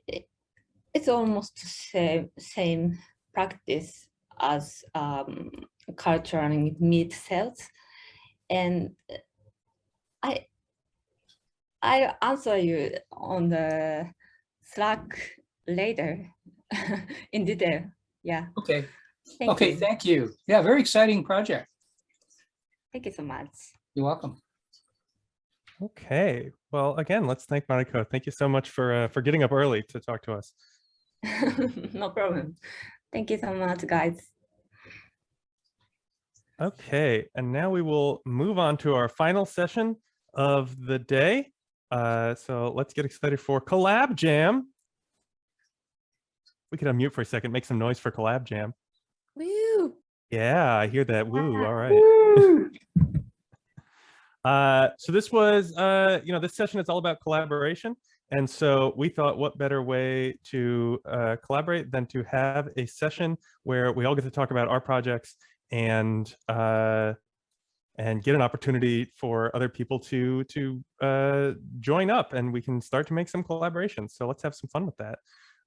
So it will work like this. I will hit this button to share, and hopefully my computer does not completely blow up. And if it does, it has been really nice knowing all of you. And I'll hit share. Okay, so can we see the screen? Now, yes. Awesome. So if you're looking for collaborators in your project, if your project is ready for testing, you say, hey, I've kind of done some pretty good work here, and now I'm ready to bring it out to a larger group of people. Maybe you just have a plasmid or an organism that you want to kind of share out to the community. This is the place for you. Or if you're looking for any of those things. And so we've collected a bunch of single slides over the course of the Bio Summit. And what we'll do is we'll have just about, the way the timing's working out, just about a minute or two on each slide. And so if you're here in the chat and you see your slide, just unmute yourself and speak to it. And I know at least a few people are unable to make it, but we can take down the information on their slides and kind of get excited from there. All right, so first one is blank. Second one, though, is Kombucha Genomics. So this is Patrick's. Is anyone here from Kombucha Genomics? And if not, I'll speak to it very briefly. But we also saw his talk just a few minutes ago. So we saw Patrick's talk. They're doing lots and lots of cool stuff with kombucha. It's really very broad. One thing I like about this, kind of having worked next to the project a lot, is that it feels really sciencey, which is to say it's really exploratory, it's having a lot of fun, and it's designing like true experiments, which is something that sometimes we don't do in community biolabs, where instead we're focused on education or focused on development. And so it's really cool they're doing this exploring. So if you're interested in joining up, we've got the links here, and of course you can always email patrickd@gmail.com, which is an email address you can get if you are Patrick and we're on the internet very early. So that's Kombucha Genomics. And we'll move on. And I guess we kind of have some duplicated stuff here. All right.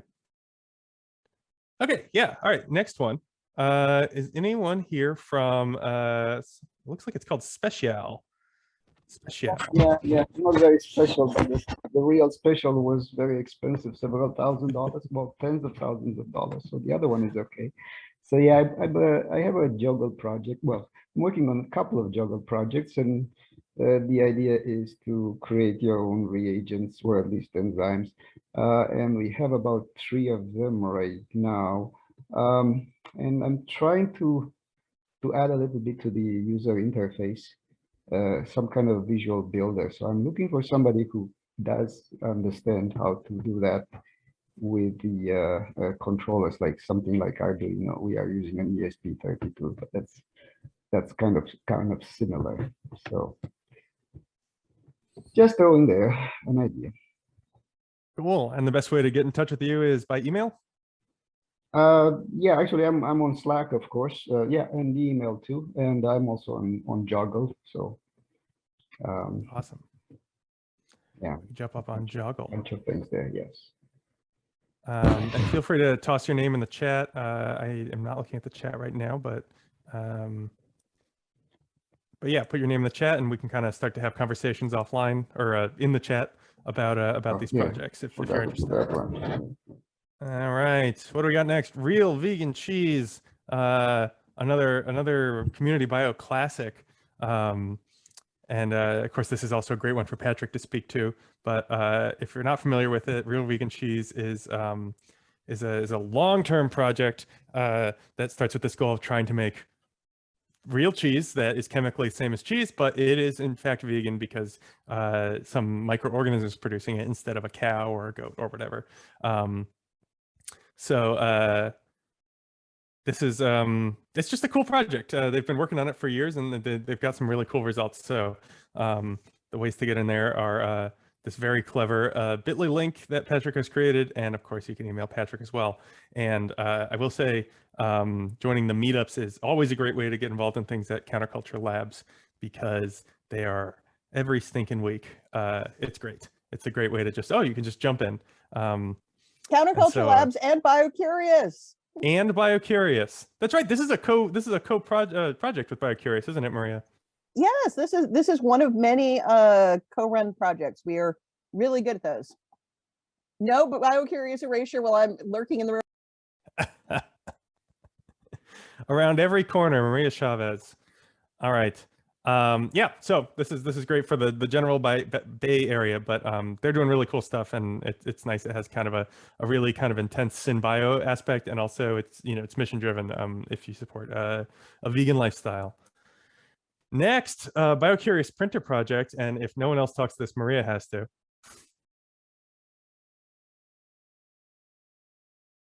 Come on, Maria. Oh, she does her earbud out or something. All right, I'll do it. Yeah, so this is a really cool project, also remarkably consistent. Maria was telling me they've been doing it for more than 10 years. Like children have been raised through this project.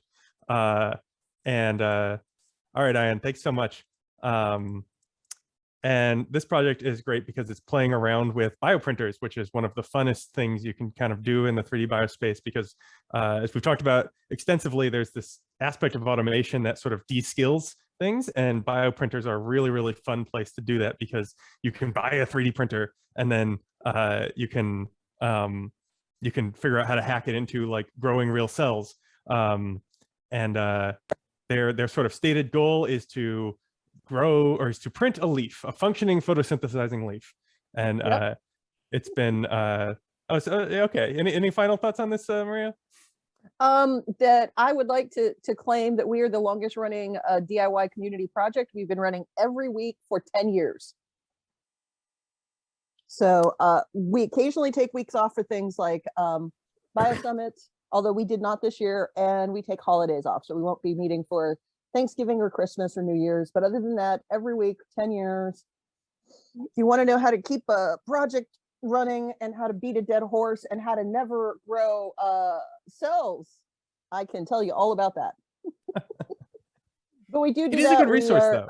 Yeah, and we do this as a Zoom call. So if people want to join us, you can go onto the BioCurious meetups page and join us. We have a great time. And we have had thousands and thousands and thousands of people come through that meetup over the years. Nice. Thanks you, Maria. All right. Next is Meraki People. I believe this is Christiana's project. I think she told me that she actually wouldn't be able to be here. So she gave a talk earlier today. I don't think I could do it justice. But she's really focused on nature-based enterprising is the phrase she uses here. And I think that's a really good way to put it. So she's got a website and email, and her talk will be on YouTube when the BioSummit stuff goes up. And yeah, it's a really cool sort of connecting into local communities. And every time that I've seen her give this talk, I am immediately like, I should go to Greece. It looks so nice. So if that's an interest for you, strongly recommend checking this out. And at the very least, check out the website, merakipeople.gr. Moving along here, 3D bioprinter hardware. Another bioprinter project is the person who made this here in the chat.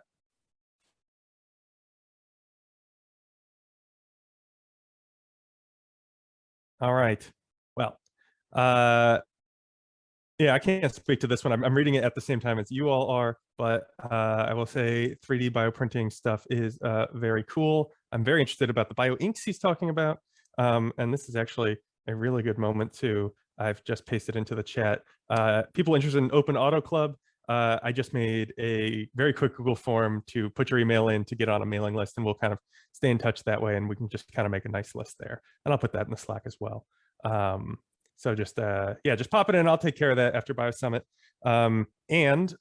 This is a good sort of moment of connection to maybe we can open Auto Club up some bioprinter stuff, and we can get connected into this trying to figure out how to pronounce it, iibmers.org. This could be a really cool way to connect in. Oh wait, I know who this is. I'm like 70 to 80% sure this is Axel Sepulveda in Chile. Okay. Who has been coming Sepulveda. to the BioCurious bioprinting meetup as he can, and has been trying to get some bioprinting going in Latin America. So like fairly sure, but not positive that that's who this is. Seems likely. Sepulveda at uc.cl. And Tessa's checking it out and says it looks really cool. So this could be a really cool one to connect into. Cool. All right. Moving along, mycology for architecture. Dylan, are you still here? We heard your talk earlier, but if you want to talk about this quickly from a collab perspective. Totally possible we lost Dylan. It's getting late here in Europe, so I think a lot of people are just about to tuck themselves into bed. But if you were here earlier, you saw this very cool talk. She's provided a lot of links here for how to connect in. So there's her Gmail and a very long Google form, which maybe I can, here's what I'll do. I will paste this into the chat because that is going to be hard to click on for y'all guys. Just kind of put that in there. Okay. And then mycologyforarchitecture.com. So if you're a mycology head, and then check this out. I love this stuff. Especially these images are so great. All right. Next, Friendzymes. I think Isaac's still here. Isaac, do you wanna talk this up for about a minute? Yeah, I'm still here. Guys, we're join a global team that is trying to accelerate the growth of biotechnology, lowering all of the barriers to bioengineering, financial, technical, legal. We've got open material transfer routes. We can share all our stuff. We got free genetic parts from free genes. We're going to share this wetware all around. We're working on, we've got 4 Opentrons robots already set up, and we need people to help us develop protocols for them. If you've got advanced experience, if you've got no experience in software engineering, in wetware engineering, and hardware engineering, we'll take all comers. We'll come be friends with us. Let's democratize the means of biotechnological production. Yeah. Cool, thank you. What's the best, which of these links is the best one? How to get involved, the bit.ly is probably the best one, because we're gonna have a meeting where everybody who signs up to the bit.ly, we're gonna reach out to you and be like, hey, come join this meeting, and then we're gonna get you plugged in. Nice, there you go, bit.ly/Friendzymes-sign up. Check it out. Thanks, Isaac. This is from Rachel at Haquarium is the way to pronounce that. I always get tripped up. Is Rachel here or someone else who's kind of done some Haquarium stuff? It's new to me. All right, well, as they say, more than 7 years, participatory research, and doing a lot of stuff, and probably the best link would maybe be the wiki down there, wiki.haquarium.ch. I will say the one project of these that I do have experience with is Corona Detective, which is using a lamp assay, so you don't need to fluctuate the temperature to detect specific genetic material. It actually started as a project called GMO Detective, which was kind of neat because it was about like, oh, did they use GMO corn in your corn chip? When COVID started, they were able to sort of adapt it, which actually really shows the flexibility of technology and the approach. So that stuff's really cool. I don't know much else what's going on there, but you know, if they pulled Corona Detective, you know, this is a cool place to check out. And I like that it's on Central European time. So for all the Europeans who have not gone to bed, this is really nice because, boy, having just moved from the West Coast of the US to Europe, I've realized like, oh, I can't go to any West Coast stuff. It's not happening. It's like deep in the night for me. So yeah, so get involved. We just had a great European community regional today, and kind of strengthening the European network is super cool. Global shipping policies, Tessa maybe, or any of the other people who spoke on this today. Well, is this, oh, James actually put this up maybe. James, are you here? I am here. How's everyone doing today? So Doing great. So global shipping policy, the idea is that this came out of iGEM, and the question was, is that how do we build a database of all the policy that's needed for getting biological, non-biological hardware and the like through the proper regulatory agencies so it doesn't fail in the process. So what we've created is a bio shipping table, and this is all of the stuff that has come before, people who have shipped things, and the bio shipping, the bit.ly link, that is for anyone who is moving something in the future and wants to add their experience to it, so we can build a database to find out what the best route is for shipping things. Awesome. That's incredibly powerful and enabling work here. And I'm sorry that I briefly obscured your beautiful slide, but I put the link to these slides in the chat. So anyone who needs to extract a link or just wants it for reference later can click it there. And if you have any questions moving forward, just shoot me out. S. James Parsons Jr. at diybio.org, right? Yep. Awesome. Yeah. So this is super duper powerful, and then thanks. Honestly, thanks for doing this work, James, and thanks for everyone else who also has been working and hacking on this, because this is super empowering. Next up is Project GRFT. Is anyone from GRFT here?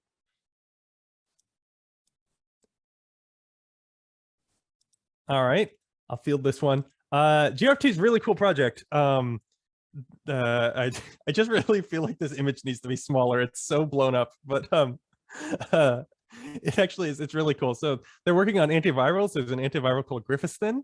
And the goal here is to produce antivirals in a way that truly can be, let's say, democratized. By not necessarily needing all the lab automation and all the bioreactors and everything, and instead making transgenic rice so that it could be grown in a simple small rice paddy or something like that, and then you could extract the Grifistin from that. So I know they've been working away at this project for, oh, I don't know, at least a year, maybe more. They really got a nice head of steam there, and they're doing, because it's rice work, I haven't done a lot of work in plants myself. Those of you who have might know that it's a fair bit different than working with microbes sometimes. But so they're using a gene gun to inoculate or to get the genes into the plant cells. And so there's a whole sort of robotics component to this, in addition to all of the gene editing work. And they're also transcontinental. So I know that they are working with a number of the universities in the UK. And it's sort of headquartered in the US at Counterculture Labs. But yeah, check this one out. And you can check out, this is Eddie, who sort of founded the project, his website there that Mark put in the chat, nenupharmolecules.blogspot.com. And so he's very passionate about it. And it's a very cool group. They meet every Saturday. Open Yeast Collection. Scott, do you want to speak on this? Yeah, sure. So I've spoken about the Open Yeast Collection and gave a workshop earlier today. And so it's a collection of DNA parts for assembling vectors in to be used in yeast, and that could be either Saccharomyces cerevisiae or Pichia pastoris, which is a good one for expressing enzymes because it secretes it out into the media if you do it correctly. So yeah, I'd love help and just to see how other people are working with it, if they are. It's available from Free Genes, and so you can actually just go to stanford.freegenes.org to download it. And you can send me an email, scott@opensciencenet.org, but I'm also with the Friendzymes group, the team, and so that's going to be our platform for moving forward with protein expression Nice. What kind of collaborations would you like?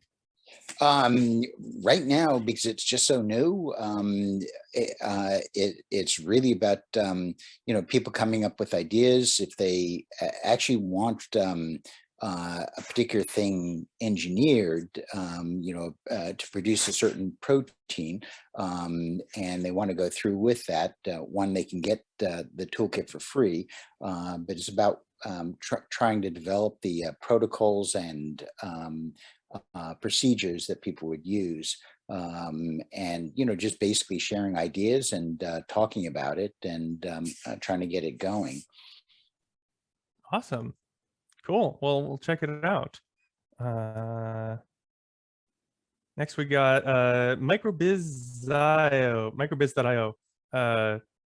Okay, there's actually nothing here but a website. Is anyone here representing this? Okay, well, we don't know if this is a safe website to go to. Click at your own risk, and we'll move along. Reclone.org. This looks like Jenny. Jenny, can you speak to this? Yes, I can indeed. So Reclone was a site that we put up to basically be a community around the research and diagnostics collection, but it's increasingly going to become the community hub for the open enzyme collection and a lot of other work on reagent production in low middle income countries. So yeah, we're really looking for people who might be interested to get involved in local organizing and community management, and helping with kind of documenting protocols, because people are progressively starting to share more of those, helping with a bit of social media, or even just hanging out on the forum to help people with technical questions. We have a regular community meeting at 3 GMT on Wednesdays, and every so often we do a symposium. So our next one is this coming Wednesday. It's on diagnostics, innovation and local production in Asia Pacific, and we got some great talks from people that led scale up of local production of diagnostics in India, particularly. So a woman who led the first company to produce a test in India, and the person who led the program that kind of pushed 30 different small businesses and startups through to supplying diagnostic kits to the Indian government and private labs. So if you're interested in diagnostics innovation, we're not just about diagnostics, but right now, for obvious reasons, it's somewhat skewed towards that. So yeah, do come along. We have a forum.reclone.org. So that's the main place for discussions. Fabulous. And it looks like if they want to attend a meeting, you go to reclone.org/meetings. Yes, exactly. Yes, if you go on the reclone.org website, you can go to meetings and find the next upcoming ones in there, including registrations. And we still have space for lightning talks on Wednesday. So if you have a project, obviously it's not very friendly if you're not in Asia Pacific time zones. If you are, and you have a project that you'd like to showcase, we're still open for 3-minute talks. All right, thank you, Jenny. Next is Biocon 2021, EMBS, UNMSM. I'm sorry, UNMSM. I did it. Nicole, are you here? Hi again. I'm going to present Biocon 2021 EMBS Council. I'm the chair of this student chapter, and we are organizing the first Biomedical Congress called Biocon.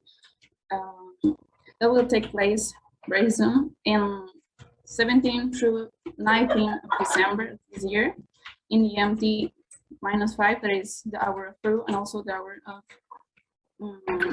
EST. So this event will consist of lectures that will address various topics related to biomedical engineering, as well as practical workshops led by specialists in this area. And the theme of this year is Future of Engineering. So if you wanted to present something, maybe a workshop, or be a part of a panel, you can present it in English or Spanish, and please contact us. That are the emails that you could send an email and information, and also there are Facebook link. Thank you so much. All right, great. Thank you, Nicole. And no, I'm pretty sure there is one more. What happened to it? The presentation of 1,000 technical issues. Oh, that's so strange. There was another one. Maybe it disappeared. Maybe it just got added. Yeah, there it is. All right. I didn't make any of this up. It's all happening live, guys. Okay, Gila Project Peru. Is someone here to speak about this? Yes. Hi. Thanks for the meeting. Oh wait, Project Dela is basically a community, and our main objective is to connect researchers and projects in the laboratory with Peruvian undergraduates. We focus on research areas such as biochemistry, molecular biology, biotechnology, synthetic biology, and other areas. We have managed to get the support of principal investigators and their laboratories at my university, Cayetano Heredia, and we now are giving talks and creating groups to teach our areas of interest and build a bio community. Thanks. And this is our email and the link of our Instagram if someone can search.